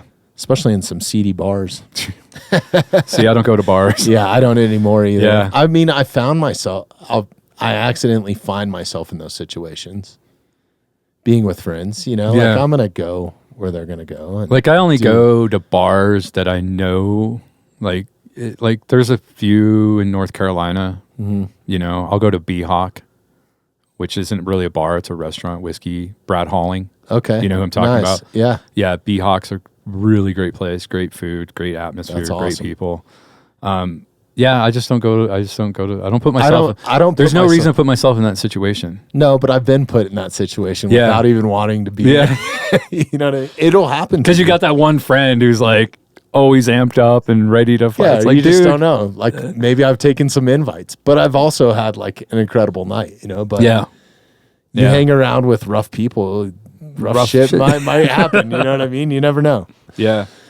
But yeah, so so going back to the history of, we dove off there for a minute, but going back to the history of combat food. Yeah.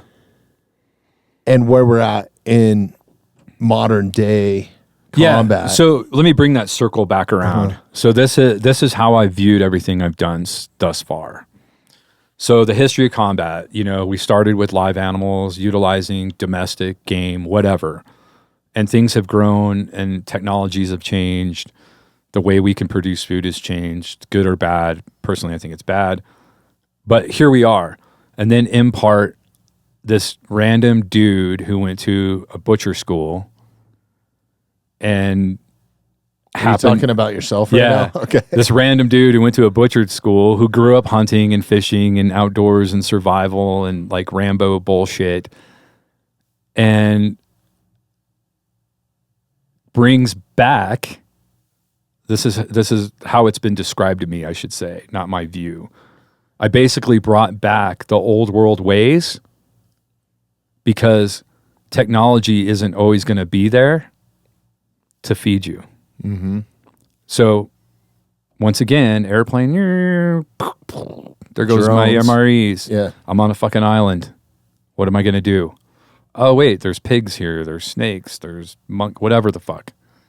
There's villagers that are raising chickens and all that. So you look at it from a larger perspective. Now I'm going to give the villagers money to support them because they're supporting me with animals, with food. Plus, now you're almost making a business. You're almost making allies because now you're business partners. Exactly. And that what do GBs do? Right? Yeah. They create allies, they create, those types of things. So now I've got a rapport with this farming community here who's going to keep us fed until we get what we need from the planes or the boats or the fucking truck or whatever. So now I've got inside information and I've got food. That's fucking so smart. I mean, food brings breaking bread with people, it brings people together around the world. It's the oldest thing that brings people together. Yeah. Food. You really think about it. Food is the catalyst for almost everything in our lives. And it's so crazy now, man. I'm so fascinated. I should be a better chef. I love cooking certain things. I'm not a baker. I don't like... Baking's too hard. Fuck so technical. That is science, bro. To all you bakers out there, I apologize. We need you, yeah. Yes, we need you because I love all you pastry bread. chefs, yeah. I love eating your fucking cheesecake at I just can't make it. Steakhouse, yeah. But man, when it comes to grilling or smoking or preparing wild game, I fucking love that so much. But not only that, some of the meals that I've gotten to experience from Michelin star chefs or people that we've had on, or I'm so lucky because with my rock and roll career, I got to eat around the world, whether it was in fucking shithole taco places in Mexico, which I prefer over. Yeah, dude, let's go. I've been in restaurants where they've literally walked goats through the restaurant into the kitchen. That's my kind of place. You know what I mean? And the goats are like, "What's going on?" Everybody's worried about food. Good in here. Everybody's like, foodborne illness, Fuck that. They're gonna cook the shit out of it. Yeah, the goat just took a shit in the fucking hostess stand, But yeah, I'm so lucky and I've been able to experience. But man, the art that comes with it too, is incredible. Just the way that some stuff is plated and prepared and there's some combined and there's so many and this you could say what we were talking about earlier with the veteran community about the chef community too. Yeah. There's so many fucking chefs out there that are untouched, unheard of, that could outcook any fucking celebrity chef. Dude, the chefs that I've had on rock and roll tours. Well, for example, 2 weeks ago I was down at Metallica. I think it was 2 weeks ago. You suck. It was fucking awesome, man. No, you're a piece of garbage. We're done. I wanted to go to that so bad. Oh, fuck. Were you home?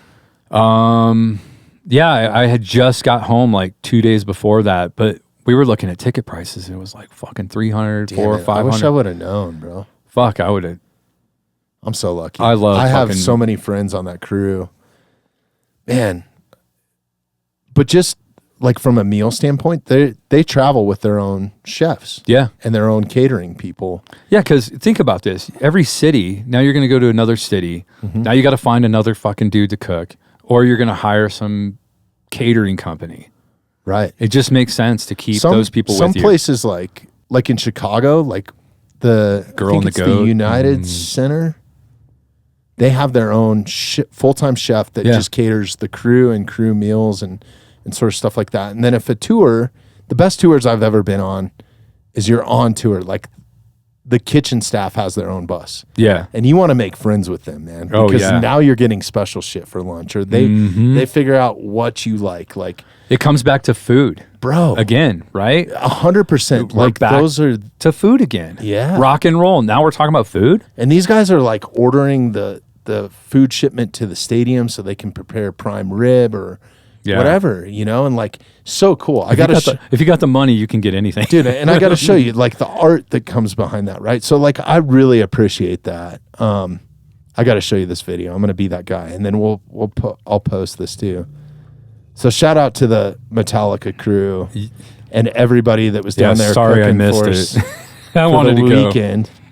Yeah, it's I'm that guy. It's amazing that how food brings everything. Like even like Whitney, you know, she talks about food. So important. And I keep hitting her up. I'm like, let's do some food segments or something. Like, oh, you want me to make the connection? Like, dude? Let's do some butchering. Dude, her supplement line is fucking incredible too. Is it? It's hands down. Like, it's really cool concept. Because it's all based around like gut health, brain health. I got a friend I should connect her with. Her name's Carly Smith, and she goes by the Fairy Gut Mother. Really? Lyme's disease. You're not cured from it, whatever. But Carly's dove into that whole gut health thing. And so I'm going to post this for people, but okay. I'm going to show this to you. So this is just a 5-second video, but this is catering, right? And this is just the salad portion of it, but there's shit all over. But I had to take this. Oh wow. That's a prosciutto skull, bro. Yeah, that's fucking Next awesome. to the Caesar salad. Dude. So you can actually like eat off of it. Yeah. Right?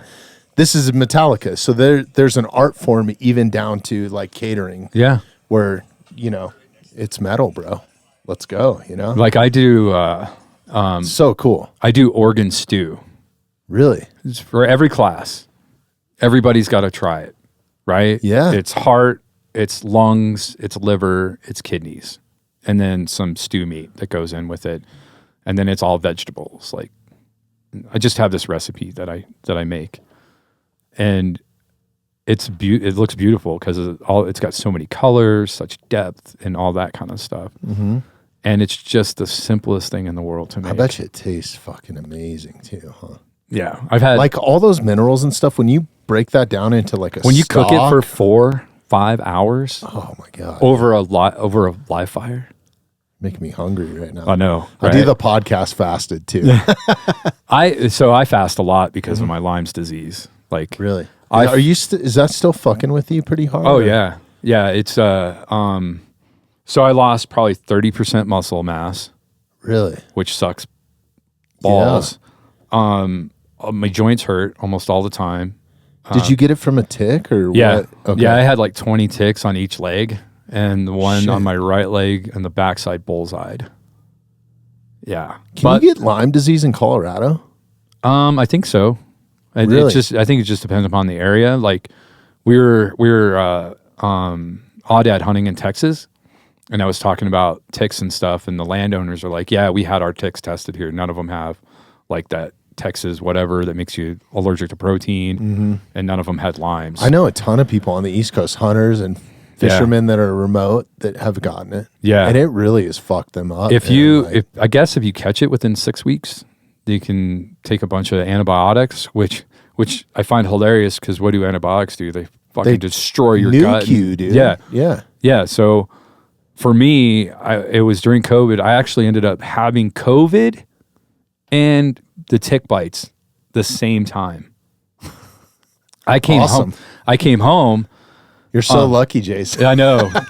I come home and, you know, I'm on the couch like fucking dying. I never had any breathing problem. I never had a fever or any shit like that.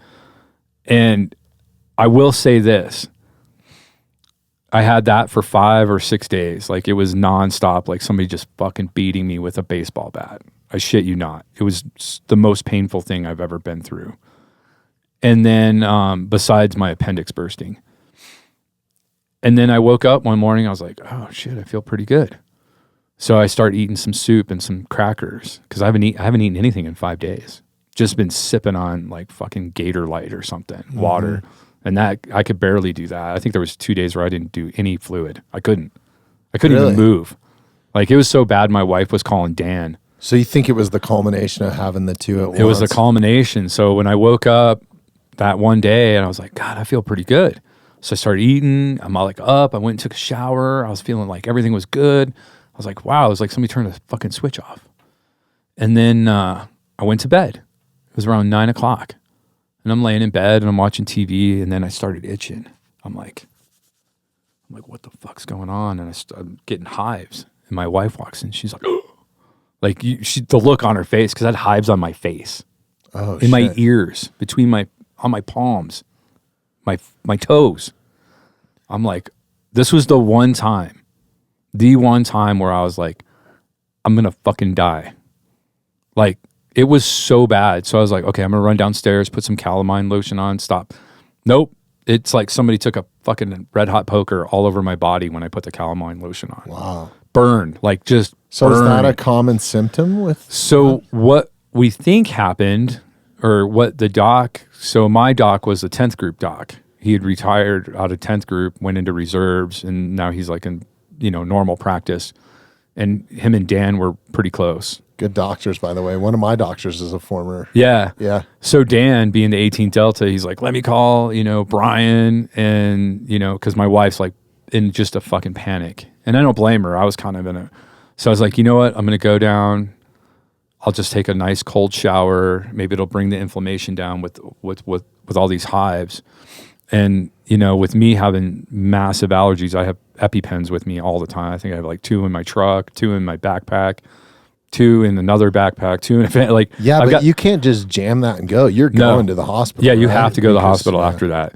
So I was like, do I do a fucking EpiPen? Like, no. So she calls Dan. I go down to take a shower. I turn the water on cold. And that was the one time I literally sat down in my shower and put my hands over my face and was like, I might have to go to the hospital. And if I go to the hospital, I'm probably not coming out of the hospital. Like, that's how scared I was. Yeah. Tears, a little bit of tears started coming. I started getting really nervous. But I also have that other mindset. I'm like, all right, that lasted 30 seconds, which is a long fucking time to have those thoughts. Like, fuck yeah. Dude, I'm going to die, or do I just fucking end it? This is miserable. So I did that whole like, okay, wait a minute. Let's do the body check. I don't have any breathing problems. My vision, I wear glasses normally anyway, so I'm not worried about the vision. My vision's still fucked. It's still fucked. It's blurry. And then I stood up and I was like moving. Then I checked my pulse, I did all that, and I'm like, okay, I'm not dying. Just something's fucking up here. So by the time I got upstairs, Jess is like, oh, I talked to Dan. Dan talked to Brian. Brian said, put him on 40 milligrams or 50 milligrams of prednisone for 3 or 4 days. It should all go away.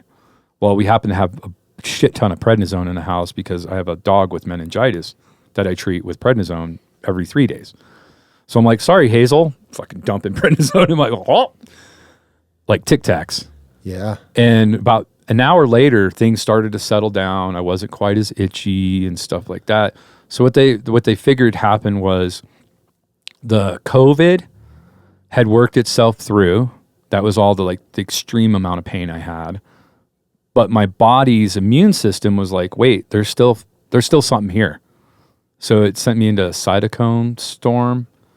I don't know. There's a technical term for it. Sounds fucking horrible. Yeah, where basically my immune system wouldn't shut down, and it just kept attacking itself because of the Lyme that's running through my blood. Mm. So my body was attacking itself. And then once the prednisone shut all that shit down, everything settled, And then, you know, I went and did the Lyme. You have to do it like numerous times. Yeah, how do you test for Lyme? It's blood. It's a blood test. Which is that the only way you can find out, or as far as I know. And then what are, like, just because I'm so foreign to it, but it makes me nervous as shit as much as I am in the backcountry, and I know for a fact where I hunt mule deer, like if I shoot them early September, they're literally 50, covered in them. 60 ticks on them. Yeah. I've never had to, like, knock on wood, I've never gotten a tick in Colorado. I've been here since 1976. I've never had a tick on me. I had one as a kid, but I was a fucking dirtball kid, man. Like I was like literally in loincloth playing fucking Cowboys and Indians, you know what I mean? Oh, like, yeah. Around here. Yeah. We didn't have TV, didn't have a microwave, we didn't have fucking shit, dude. You grew up in the cones light. and sticks were my toy guns. I was playing Rambo. Yeah. With, you know, pine cones were grenades, dude. Like, yeah, we used to do the same thing. Fucking sticks pine were cone guns. hit you in the head. Like, You're oh like, my God, look at this stick. You know, it looks like a M16. A Steyr. Yeah. Speaking of which, shout out. That thing is. Yeah, we'll have to bring that thing out and show everybody. Yeah. So I did the blood test 3 different times. I've learned a lot about Lyme's. I've also learned that those blood tests are garbage.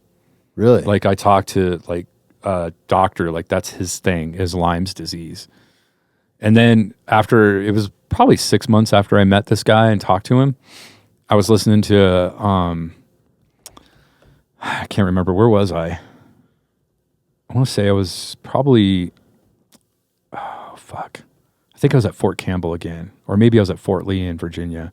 And I don't leave Colorado when I hunt, dude. Like I just got invited. They were like, come to PA, shoot a turkey, go for a whitetail. I'm like, so I don't know any better out there. I listened to this public whatever broadcast, and it was specifically on Lyme's disease. Really? And it had all these scientists from around the world talking about Lyme's and the testing and all that kind of stuff. And they developed a test that 100% unequivocally tells you if you have Lyme's or not, because every other blood test out there, the most of the negatives, I think they said like 75%, if it says negative, you actually have it. So I had a negative, two unknowns, like we're not sure, and then the fourth one was a positive. So that's how many times I had to do blood work over a year to get an answer. Damn, dude. And, and even the doctors are like, you could or couldn't have. We don't. But you had all the symptoms of it? It's still all the symptoms, like the gut, What are the symptoms? It's different for everybody. Really? Some people get like massive, it kills some people. Mm-hmm.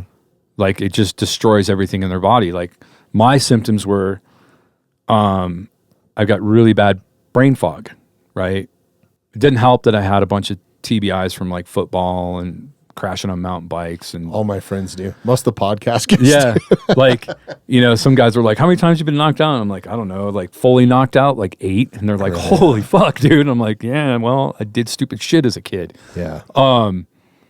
So it's a lot of brain fog for me. It's a lot of joint pain, like a lot of joint pain. Like arthritic yes. type stuff? Yes. Really? Like painful. My wife will wake up and I'll because I'm an early riser. Like I'll get up at 5 every morning, take the dogs out, all that kind of shit. If I don't get up, she's like, we feeling limey today? I'm like, yeah. And then she just leaves me alone. Like she'll bring me food or whatever. Certain foods fuck me up. Like alcohol destroys me. Really? Like I'll do a drink every now and again, but like the after effects or why you're no, the after effect, like the next day. Like Really? Imagine your joint pain times 1,000,000, right? My gut health, like I said, I lost like 30% body mass because no matter what I eat, it just runs through me. That's why I was like, I got to talk to Whitney. Yeah. That kind of thing. Well, I can make that connection for you. Yeah. That'd be awesome. Yeah. But it's just, you just learn to live with it. Like brain fog. Actually, the last time she was in on the pod, not this last time, because she was in last week. Yeah. You're going to be the episode that drops right after, which is kind of ironic because the first time that she was in, she's like, oh, we got to wear headphones. And it was back in the age where I was like, oh, yeah, you gave her the JTB hat. She's like, well, I need a hat. So I gave her I had one of them sitting in here, and I was like, here, wear this. And then I ended up just giving it to her. So oh, nice. You got a supermodel wearing your fucking Jason the Butcher hat around now. Yeah, they seem super cool. Yeah, no, they are cool. They're great. They're great fucking people. Yeah. Get in a fist fight with Chris, get my ass beat. Nah, dude, that's the thing. Is like, be like the bare knuckle boxing world champion. I think we talked about that when we were in, and it's like fighters are very much like these military guys. Like people, they have nothing to prove. Dude, if they've been downrange or in an octagon or whatever, and I'm not comparing the two, they're two completely different things, but like their mannerisms, like Chris is one of the nicest guys you'll ever fucking meet. Man. He doesn't need to be a dick. No. He does nothing, like you said. Unless you flip that switch, like you start poking and prodding, maybe, but like just be a good person. But even at that, he's probably just like, look, man, we're not doing one this. One of the best sayings I've ever got from him is like, I get paid to fight. Like, yeah. I'm not going to fucking fight you. Yeah. Are you going to pay me to beat your ass? Yeah. Okay, cool. Let's do this thing. And it's got to be a lot of money. I hope you got a lot of zeros behind that ass whooping you're about to get. Crazy, yeah. But yeah, so, just live with Lyme disease and food, and it's just what it is. So I'm sorry we're diving off on this, but I'm curious. Is there any sort of testing that you can take like on a regular basis to figure out like a preventative? Is there any preventative shit that you can do, like supplements? Or there's antibiotics you can try and take to kill it, but I won't take those things. Yeah. I'm not that guy. Like I'm pretty. My wife gives me shit because I don't go to the doctor. If you don't go to the doctor, you're not sick. It's got to be pretty bad for me. Like I swear, if you go to like just get a normal blood panel done at a normal doctor, they will find something and they'll be like, oh, guess what? You need this or that. This is what I love about my group doc. Brian's like, here it is. Here's your choices. It's your fucking body. You figure it out. That's everybody. And that's the doctor I want for primary care. And that's the doctor I want. The hard to find. Yeah. Hard to find. Like, he's not like, oh, you should be on this drug, or you should be like, we can do this. It's like, and I'm paying extra for it. Like insurance doesn't cover it. Yeah. All. So he's like, here's your choices. Do with it as you please. And I'm like, okay, crazy, I'm change my diet. I'll do this. I'll do that. You know, I don't want drugs. There's so much that can be changed by diet. Yeah. That I think that people don't realize, and health and maybe even just motion and sweating or sauna or whatever. I look at my wife. Like, there's so much. My wife is a good example. You can be preventative of and stay away from medication. My wife is the poster child for getting fucked up by the medical community. Mm-hmm. Like, she trusted doctors, and now she's fucked. My wife can barely get out of bed half the time because of pudendal neuralgia and some other shit that they did to her. So Black Sabbath just did their final like farewell thing. I don't know if you saw any of that. Yeah. I mean, and star-studded. Like Metallica flew straight from here to Birmingham, I think. To be with Ozzy. Are they in Birmingham? Isn't that where Black Sabbath is from? Yeah. Drawing a blank, yeah. Yeah. Anyways, they flew straight from this tour to that to be a part of that. And like Rage Against the Machine was there. Fucking... there was a ton of people there, yeah. I mean, it's the fucking Dark Prince, dude. Yeah. Like, Black Sabbath is like the backbone of metal, pretty much, you know? Like, probably one of the originators of metal music. But anyways, that's what Ozzy attributes. He's like, I wish I would have never listened to the doctors and gotten back surgery. Like, I just watched a whole like 10-minute thing spiel on him saying, I wish I never would have done this because I would have been able to stand on stage. That's why he had to sit in that chair. It's sad. Yeah, like it's crazy, man. I don't go to doctors. Don't trust them. Sorry, doctors out there. I mean, there is modern medicine, right? Like if you got to go through some stuff, but man, fucking don't let them just poke and prod and send you down the rabbit hole of. This is Brian. So this past winter, I left my ice scraper, first snow we had. I left like big snow in the springs. Ice scraper's in the garage. I go to get it. You know the cuts in your concrete? Mm-hmm. So I reach up, fucking grab it, and I spin and my foot stays in that crease. Ankle it's that when you can hear it, it goes click, click, click, click, click, and then the fucking snap. Broke your ankle? broke my foot. Oh shit. So I'm fucking hit the ground. I almost hit my head on, I got a 79 International. I think we talked about this over the phone. Almost hit my head on that fucking bumper, that steel ass bumper. You never know, man. Right? So I'm laying there and I'm like, fuck. I'm just cussing up a storm. And I get up and I'm like, feeling my ankle. And I'm like, oh yeah, it's fucked. And I touched my foot and it was like, whoa, it's broke. No doubt about the bone on the outer part. So I used the ice scraper as a crutch. My wife, like, I come in, I'm like, oh, I'm like grunting. I'm like, fuck, it hurts. And she's like, oh my God, what did you do? I'm like, I broke my foot. And she's like, oh shit, we got to go to the hospital. And then I'm like, nah, it's broken foot, whatever, done it before.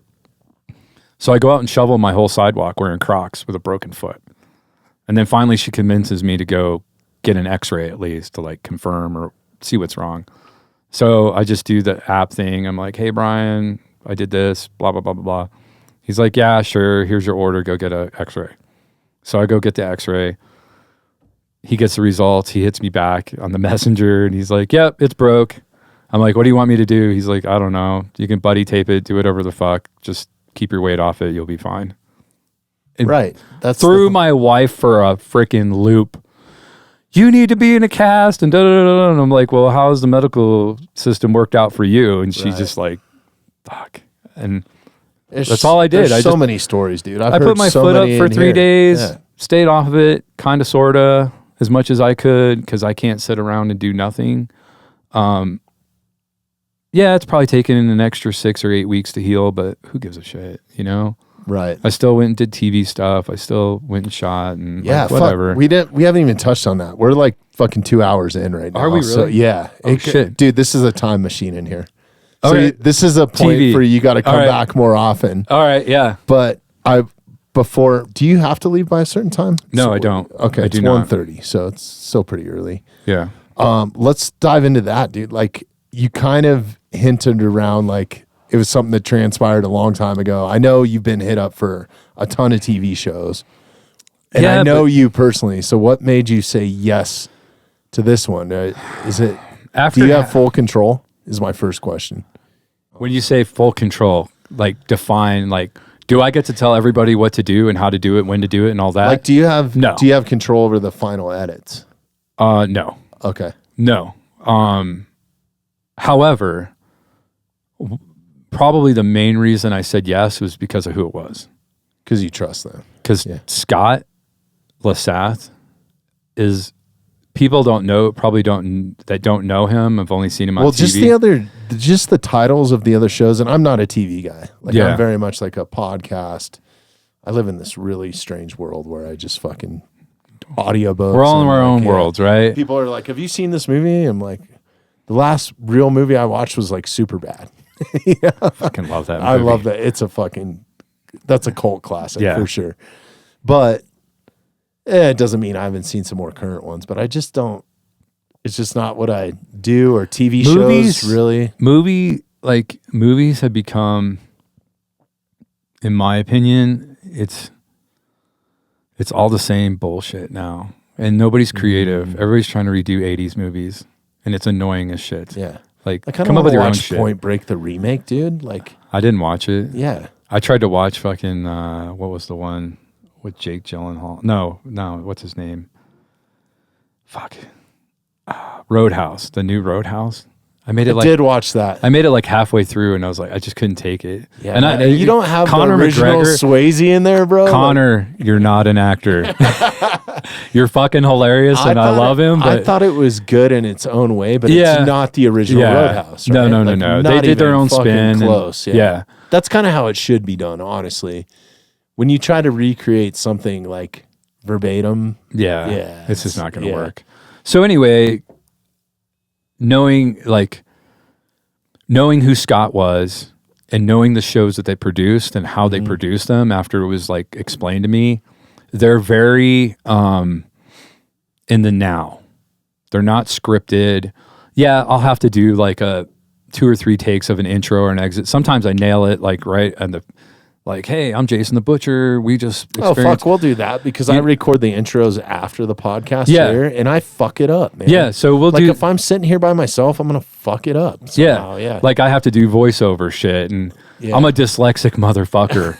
Me too. And evidently they're like, no, you're doing great. And I remember the first voiceover I did, I was cussing them. I was like, this is fucking bullshit. Fuck you, guys.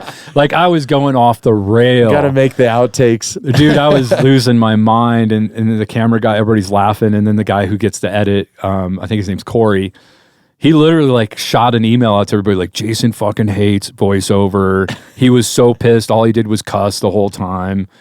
And it's like, I get it. Yeah. It's part of the job, you know. I'm one of those guys that those little things annoy the shit out of me. I know I have to do them, but I will fucking procrastinate just because it's not that it's hard. It's just I don't like reading. I have dyslexia and dysgraphic so bad that I can read 2 pages. I've read in 10 years 1 book, and it was one of Anthony Bourdain's books from front to back. I'm the same exact way, man. I'll read 2 pages. You know that I am too. And that's why we had Megan Buchanan on. Shout out, by the way. Megan. Did you listen to that episode? Yeah. She's rad. I got to have her back. She's a fucking rad person. Hi, Megan. Yeah, no, I went to school with her. I suffer with it. Some of my kids, unfortunately, have. But you just learn to adapt and figure it out, right? I don't use it as a crutch. Well, look at what you're doing with your career right now. Yeah. I mean, you're fucking on TV. I have a podcast. Megan's fucking climbing mountains. Like, my daughter's a ballet prodigy and a fucking artist. Be aware of it. Yeah. Don't let it define you. Yeah, man. That's, I think, a big issue. Use it to your advantage. I think, because I think you pick up bandwidth for creative things. So it's like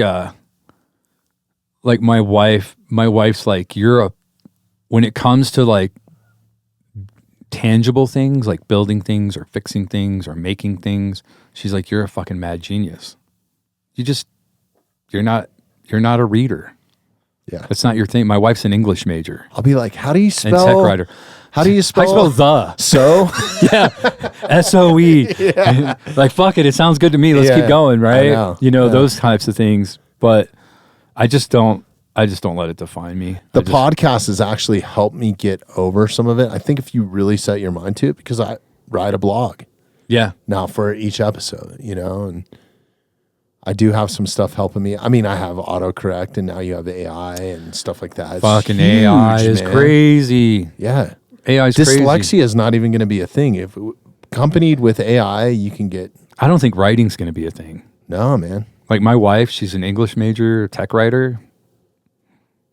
AI. God, I don't want to say this right now.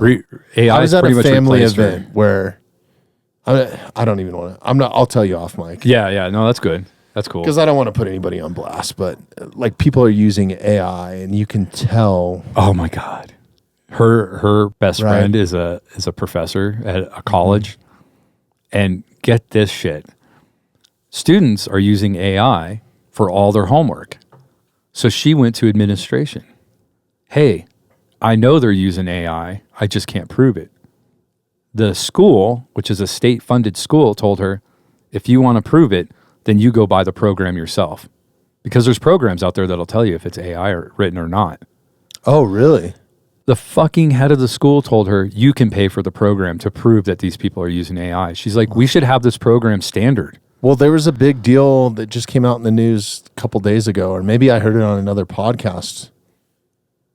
I can't remember exactly where I heard it. I wish I could so I could give them credit, but there's a bunch of kids that are going to universities that are fucking dropping out because all the professors and stuff are using AI to grade papers, teach classes. So they're doing the opposite of what her friend's doing. Her friend's like, AI no. teaching AI, basically, right? Like it. I talked to a buddy who is getting paid to feed whatever this company is information for AI to learn. And they don't even they give him back everything. They pay him a fuck ton of money. Dude, there's people out there, I heard this too. And this is all third party, third mouth, whatever. There's people out there collecting, like, there's kids out there that are smart enough that they're applying for remote jobs, right? Yeah. So you don't have to be in an office. And they've set it up that AI is smart enough to produce whatever spreadsheets or whatever they need. So they're collecting 7 incomes and sitting on the beach or on the golf course all day, dude. They're not even fucking way smarter than us. Bro, if you can do it, if you can fuck the system and it's not illegal, bro, like why not? Do it. Teach me. Exactly. Fucking teach me, bro. I'll be fly fishing shit, the Keys all day. All wrong. Yeah. But there's things like here at the podcast, we started, we really put an emphasis on growing the YouTube channel. What was it? A year ago now? It was about a year ago. Okay. And it is like 20x'd our YouTube following, which is awesome, right? Yeah. Because this game is all about getting more views. Even though I'm not taking that approach with the guests that I have on, I'm taking that on the back end of like, I want to portray Jason the Butcher the best that I can. Yeah. So you'll see now we're going to make a bunch of short clips. Yeah. Right. But I've had the opportunity and people reach out and my editors are like, hey, you should check out this AI program because they take fucking longer to edit than the podcast does sometimes. Yeah. We put B-roll in them. And you feed that engine and it's like automatic. Well, you can put it in there, but it can't produce what I want to creatively. Like it cannot. It's not smart enough. It probably is if it was prompted right and I had the time, but for me it's easier and I get more creative enjoyment out of actually editing and creating those clips now that I know how to do it. I think that's the thing that's going away. The self-creativity. Like people using their own minds, they're just using machines. Mm-hmm. Terminator. It's coming. You can tell when people start publicly speaking and they're publicly speaking at the same sort of event to the same sort of audience. And the way that they end their speech, you're like, oh my God, the first one you hear, like, what a way to fucking end it. Yeah. And then the second and the third one ends the same way. You're like, you're all using the same machine. This was probably fucking AI. And that's what goes off. I'll tell you what. Trust your gut, man. I've used it, played with it to come up with like, I want to go do something with this Kings River Custom. They build these fucking $100,000 1911s. And that guy one of the owners is actually a classically trained chef. Really? So I put in some information. I'm like, hey, da-da-da-da-da-da. And the AI program that Chris has, I use his to kind of get an outline of what an episode might look like. And that's all I use it for because I'm not a good writer. I'm horrible at fucking writing. So, but it gives me a base outline, which I think is amazing because then I have like the base and then I can take things out and be like, no, I want to do this. I want to do that because it doesn't get creative enough. Right. And then, so I'll use it for just an outline. I'm sure it'll develop a fucking whatever I want. Yeah, they wanted me to do that with the podcast as far as like talking subjects and stuff. And I was like, no, that's not. It wouldn't work with a podcast. Yeah. But we do use it. So like after this episode, one of the things we do is we put it into this AI engine, I guess, or whatever you call it. You upload the audio file and it transcribes everything word for word. So for hearing impaired, dude. Perfect. Before I was paying somebody to do that, to actually like somebody in India to fucking transcribe the episode before AI, right? Like, so that hands down, and it does you do have to go through and kind of read it and make spelling corrections and stuff like that, which we probably don't do. So I'm sorry for the hearing impaired that are listening to this, but they're like, oh, who spelled this? They probably love it. They're like, oh, it's authentic. It's a fucking typo, But then the other thing too is there's so much like what I learned with YouTube. There's so much back end stuff like hashtagging and titling and see, that's all above my pay like grade. SEO type stuff. Yeah, and the biggest thing is chaptering. So you would have to, in the past, and I never had time to do it. You would have to go through and listen to the whole episode and be like, okay, at this timestamp, write it down. We talked about this for this duration.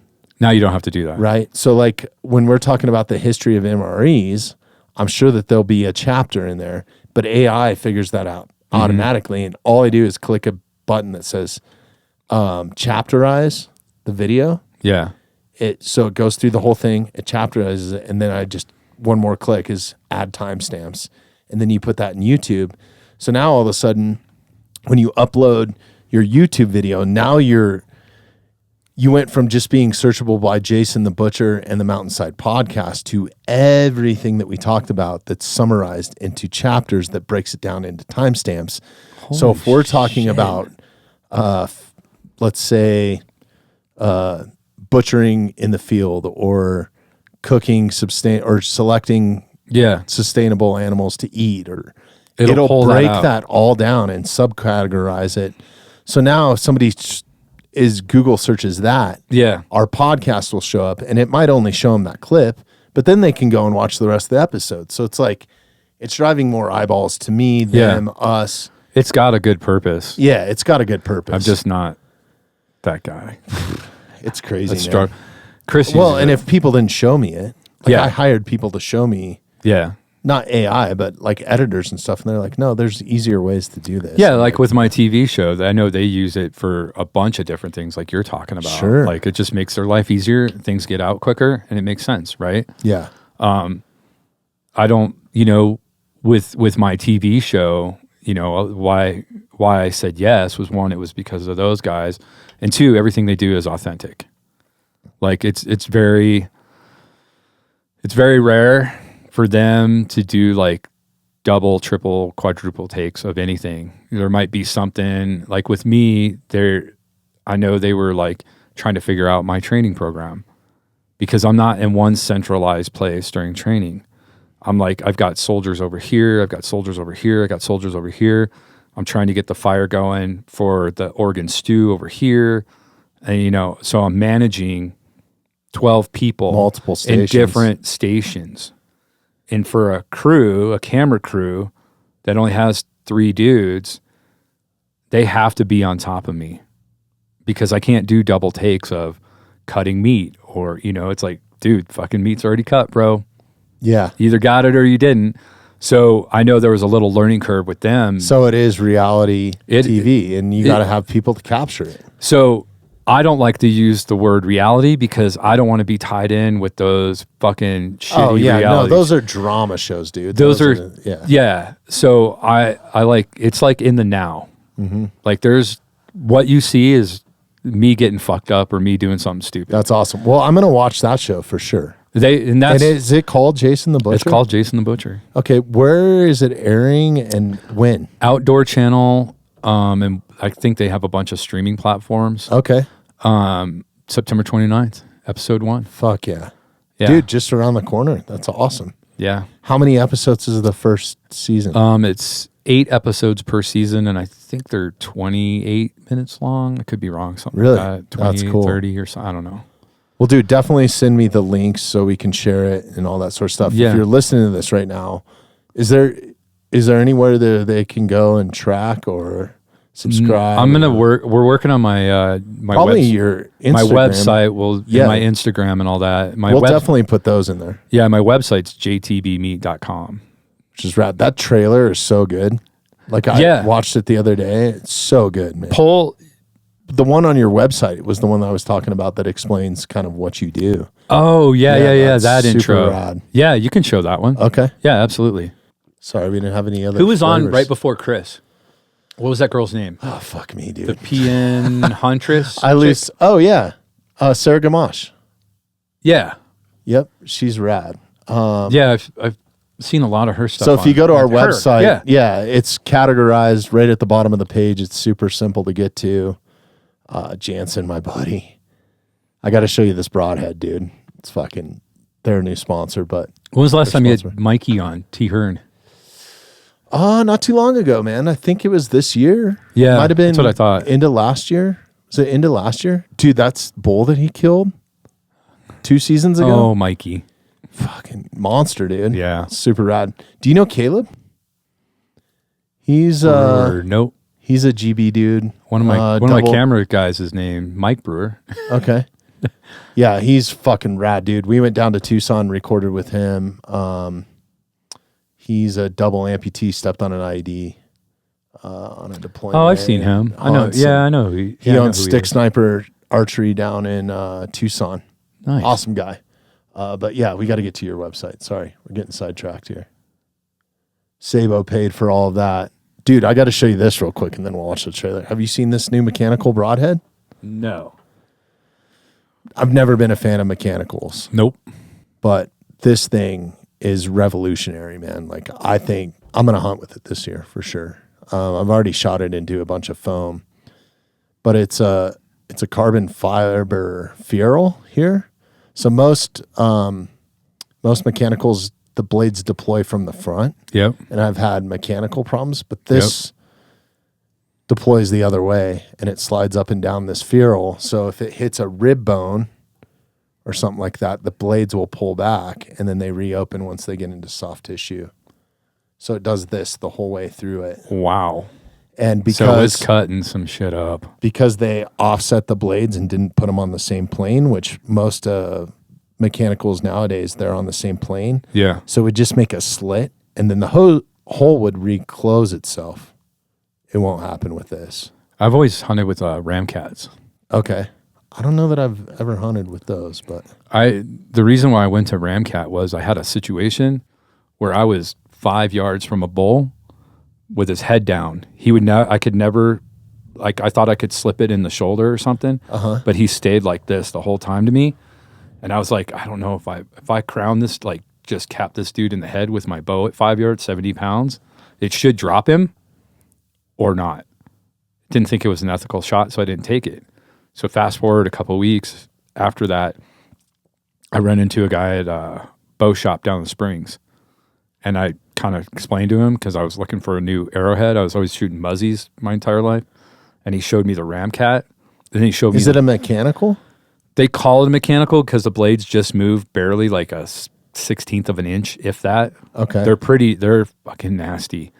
And he showed me a bull that he shot in the head and split its skull in half with that broadhead. He's like, yeah, the way the points are, they're super chiseled. And he goes, yeah, it'll just hit the skull and crack it. Wow. Yeah, this one's pretty cool concept, man. It's a very cool concept. Who developed these?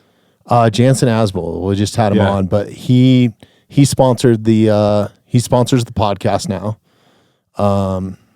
And if you want to learn more about SABO, go to the show notes right now. There's actually a link in there to SABO Broadheads. I'll have to check those guys out. They're just coming out on market right now. Super cool. I'll hook you. I think I got a pack here. I think I'll hook you up with. Yeah, that'd be sweet. With a pack of them so you can try them out. All right, we're going to accept all the cookies here. Oh, you don't have to accept that bullshit. I don't even know what that means. I always just accept either. it. All right, here we go. Let's play this here for the audience. Yeah, this was the first trailer. Nice. This was the pitch.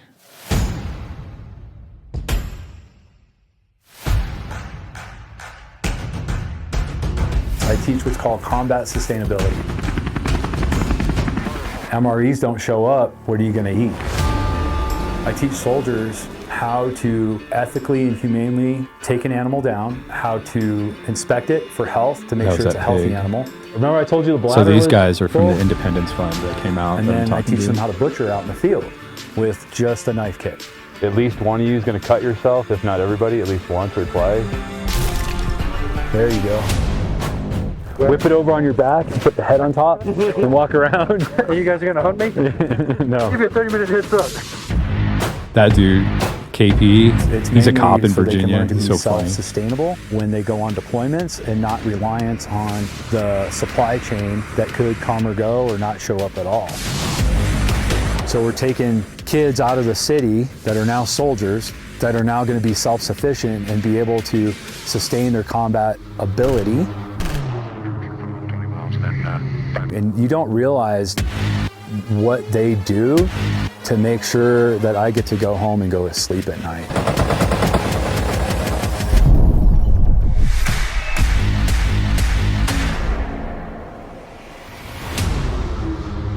That was originally they were going to go with the butcher, but I guess they couldn't.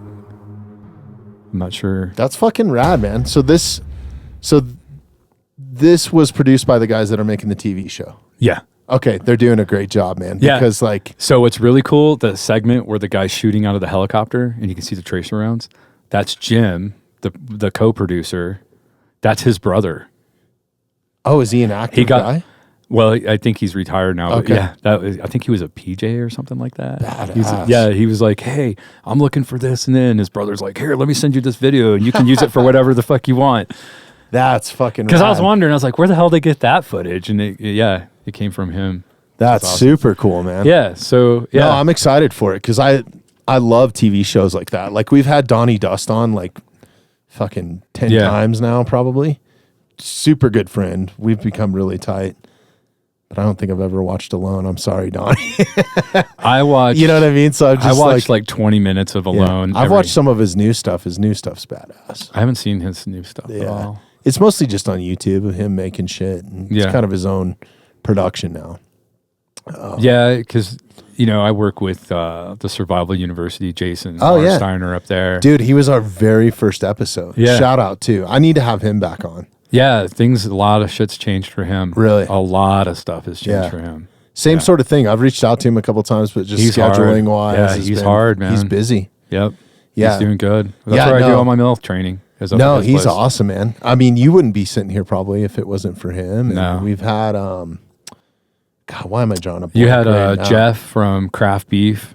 Oh, yeah. Jeff's awesome. You made that connection Yeah. for me. Yeah. Jeff's super, Jeff super and good. Megan. And then we had, God, we've had so many people. It's crazy how this has turned into a community just by like the first few guests that I've had on. Yeah. Has led me to, they have introduced me to other people. Yeah. I mean, some of it's on them trusting me or the experience that they had. Yeah, here it goes and back stuff, to right? us being choosy Yeah. on who we surround ourselves with. Genuine. That's really how I've built this podcast. So to me, this is much more than a podcast. It's almost like a community. Like I feel like Whitney would love to talk to you. You know what I mean? There's so much common ground. Chris would love to talk to you because, we have a lot of mutual friends that are former operators, and he did personal protection. Such a small world. It's crazy. Yeah. Like I'll run into his dudes. brother's a Denver active cop, active duty cop. It's insane. So it's like, we've run the community's gamut. small. Yeah, it's super rad. Yeah. Super rad. Yeah, dude, I have so many connections, guys that I want to connect you with that are actually from Ranger battalions and stuff like that I'm sure would love to talk to you. Here's the that thing. Are doing Here's my show. like public stuff. Here's my show. Just think about me doing crazy shit, shooting guns, shooting out of fucking razors, jumping out of helicopters, rappelling out of at Best Ranger, doing that kind of stuff. So you have the action element. I'm like we were talking about before. I don't care about me. I want to tell the other person on the other side of me. I want to tell their story. I want to show the cool shit that the Army does, that the Marines do. I'm not going to give it away, but I'm going to be doing some fucking crazy shit with the Coast Guard. Really? Yeah. That's fucking Fucking crazy shit. Dude, that's the same concept that I have here with On the Mountainside. That new series that we started is like more of an interactive, like, I want to go throw TVs out of a hotel with rock stars. You know what I mean? Yeah, yours a little different. Me, I want to go jump out of airplanes with dudes, right? Yeah. But so imagine having all the action elements, and then we're gonna roll because I'm a food guy, I'm a butcher, I'm a chef. Then imagine like, okay, Jason just jumped out of a helicopter with some random dudes, and then that's one segment, 1 5-minute segment. Then it cuts to me sitting at a fucking super high-end butcher shop talking about meat and food and stuff like that. Fuck yeah. One guy's like, I don't want to get in trouble for saying names, but it's almost like Bear Grylls meets Anthony Bourdain, kind of telling stories, but with a lot of action elements. Survival, I'm going to be doing a lot of survival shit. And a ton of it based around military guys too, right? Yeah. And we want to do a lot of veterans things. Like we want to tell veteran stories more so than me, right? I don't really, like I said, I'm who I am. I do what I do. I want to tell your story. I want to tell his story. Like you've got some beautiful coins here. I would love to tell their stories on TV. Fuck yeah. Because the Outdoor Channel is so hunt focused, right? Mm-hmm. I think they've kind of been in that like everybody's tired of watching a dude sit in a fucking tree stand and shoot a goddamn whitetail in Illinois or Kentucky or whatever. It gets old. I can't watch it. It's boring. I can't watch that shit either. That's why Remy, those guys are, because they're out like chasing things and they don't always get they're it. showing the banter. And they're showing, yeah. So my show is very much like action packed, but with food also. That's so rad, man. I'm so happy for you, man. That's fucking cool. I'm excited. I'm excited. Super excited. I got some ideas for some episodes for you. I don't want to be that guy, but dude, you should go to Half Face Blades and do an episode on his cutlery. Yeah, like he made Rogan a full set of knives, and I have a couple of his chef knives. So I'm working fucking amazing. Man. So I'm working with I partnered with De Facto. Yeah, but that line is separate from me. We came up with Forager. Okay. Is that Forger a brand? Yes. Okay. Trademarked everything. Wow. And those knives, we're still. So are they made by De Facto? They're made by Gahannigan, which is Valhalla Knife Company, Valhalla Tool and Knife in North Carolina. Nice. So we're still refining like some things with the knives and all that. And they're not like crazy special knives. They were developed for the Army and new hunters or old whoever, but they're basically, so I have a hybrid boning knife in there. I have a caping knife. Fucking key. And I have a zip knife. Because I can't teach a soldier how to be proficient with one knife and not cut a gut, not taint the meat and those things. So I developed them with the thought process of, how do I make it as simple as possible, right? Not only that, you use one knife. The second you hit like pig hair, that knife's fucking toast. Oh, yeah. Most knives are. Moose hair, elk hair. We tried to do the replaceable razors. Guys were cutting the fucking shit out of themselves, or they were leaving them on the ground. I had one guy ended up with like 2 or 3 stitches in his knee from kneeling on one that somebody dropped on the ground. So those were out. So I was like, okay, the zip knife isn't any fucking thing special. However, it takes the percentage of them cutting the gut down, the factor, that gut cutting factor down to like 2%. Which is huge. It'll ruin meat. Yeah. And then the caping knife. So I'm like, okay, you're going to use the boning knife for this purpose. You're going to use the caping knife for this purpose. And you're going to use the zip knife for this purpose. So now I have 3 knives. However, I'm not worried about like having one knife that's going to go dull on me, having one knife that I'm going to cut the gut with. I just can't teach these guys knife skills that quickly. Yes. So it was all about safety, longevity, and foodborne illness reduction. That's why I and a utilitarian set, right? That's cost affordable to supply the military. Yeah. I mean, you have to fall in line with the rest of the commercial market, so each knife is $200 to $300, that range. The whole kit's like $1,200, but they have the Kydex sheath. Shit, I didn't fucking think to bring them. I brought the Steyr, but I didn't bring it. But it's the boning knife sheath, and then there's 2 more that are off canter on top of that are mounted, and a honing steel. Oh, so like you can carry it on your belt? The whole kit. So I had to develop that for the kit too. Yeah. Knowing that right now, currently, when we're doing training, they'll just take the knife and throw it on the ground and do it there, and then they'll grab, like, it's just a fucking hot mess. Yeah. So how do I develop something that's not a hot mess for them? And this is what we came up with. Yeah. That's rad, man. Yeah. So back to coins and stories. That's all we want to tell veteran stories, especially veterans with businesses. You should definitely tell Betos, food. Man. He's crushing. If you know people, he owns a wine label up in Napa now. Too. See, there you go. Right, and he's got his like the French Laundry is carrying his steak knives now. So like when you go and Keller's carrying his yeah. So when you go and order a steak there, they bring out a selection of half-face blades, and then there's Barry's Prime in Vegas is another spot where you can go in and use a half-face blade. Like, we almost went there to eat when we were in Vegas. Did you? We were at Van Comp. Oh, nice. We went to Staccato Ranch. Sick. That's a whole different. Yeah. Like I was telling you about the Van Comp shotguns. Like, no shit. it's the Lambo of shotgun. That's rad. Like, if they're worth. Damn it, dude! I want to come shoot some TV shows with you. That's honestly, like, if I had the budget, that's kind of some of the stuff I'd be doing with the on the Well, Mountainside when I have series. stuff here, we'll just have you come out Okay, and join us. that'd be rad, like, man. Because like we were shooting. I'd love to. I just want to go do cool shit. Like we were shooting the shotgun. So the purpose of the shotgun was, they take tactical shotguns, and they do whatever to them. It's all magic. It'll be on an episode. We were having kill hits with fucking. I think we were using like 7.5 shot. So I had my JC Whitney, which is like a 32-inch barrel. It's an old one you could order off the JC Penney catalog. Really? Back in the 50s, 40s No and 50s. shit. That's my cool. dad gave me that one years ago. It's still original.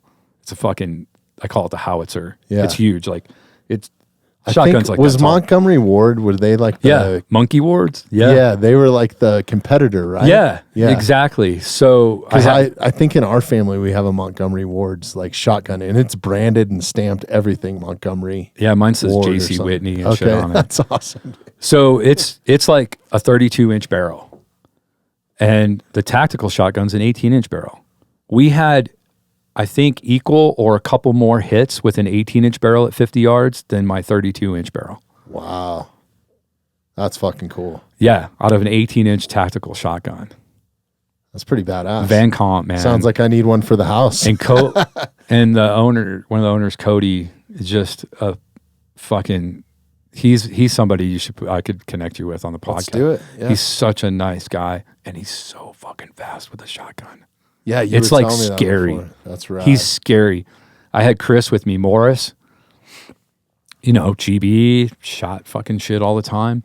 Cody just fucking and Chris like turned and he was like, "Was that the semi-auto?" And he's like, "No, that was me. That was the pump." It's like, what the fuck, man? You're faster than a semi-auto.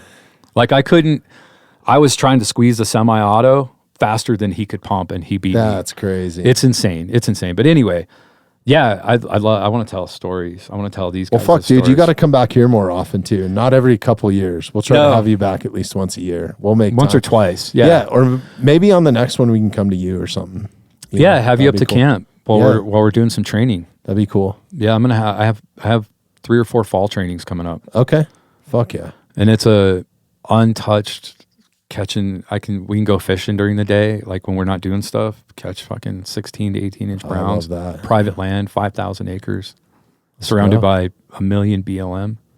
Damn, that's badass. This river. Is that where Jason's school is at? Yeah, that's his- so Survival University. Yeah. Yep. Shout Yep. out.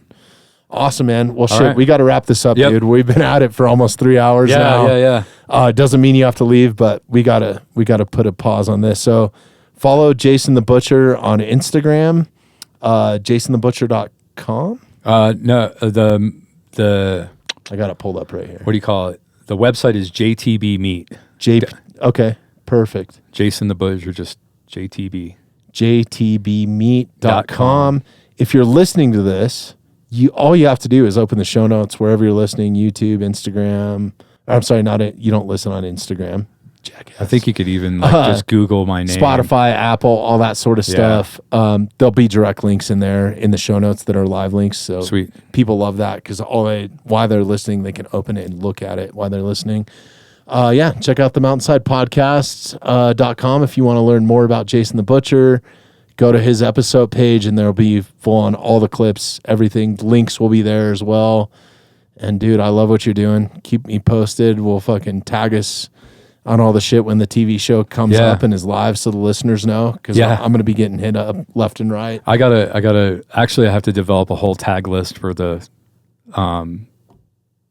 producers and stuff. Okay, put They're us like- on there, dude. Yeah, they're like, you have to come up with a whole tag list. So when Outdoor Channel starts tagging stuff, they'll tag everybody that I have on the I'll list. do it for you. I won't do it for them. Yeah. I'm just kidding. Yeah. Don't, I'm doing Yeah. it for you, buddy. I Yeah. love you, man. Dude, thank You you so too. much. Yeah. Anything else you want to shout out or anything else you want to plug before we... no, Jump off man. here? I'm just thankful for everybody that's supporting me. Like I can't thank them enough. It's fucking Right. crazy where I'm at right now. I'm so happy for you, man. I would never, ever in a million years. Even people I go to high school with, they're like, "What the fuck, dude?" And I'm like, "I don't know. You tell me, bro. Right. You tell me how I got here, because I don't know. It just happened, and it does. It's been 11, going on 12 years, and it's like a fucking blink of an eye. That's so rad, man. You deserve every bit of it. Thank I you. love having you as a friend, man. And thanks for carving out 3 hours with me today. 2 hours and 45 minutes, whatever. I had this week off until Friday, till Hawaii. Fuck yeah. Well, I'm glad I got to spend some of it with you, dude. Thank you, man. No, thank you. Appreciate you. Yep. Go watch Jason the Butcher on the Outdoor Channel, September 29th. Let's fucking go. Yeah. All right. See ya. Thanks for listening. Thanks for listening to the Mountainside Podcast. If you haven't had a chance to do this already, please take a moment, follow, like, subscribe, or rate on whatever platform you catch the Mountainside Podcast at. If you'd like some more information on upcoming episodes, safety tips, access to all of our affiliates, and all the badass discounts that we get here at the Mountainside Podcast, check out themountainsidepodcast.com.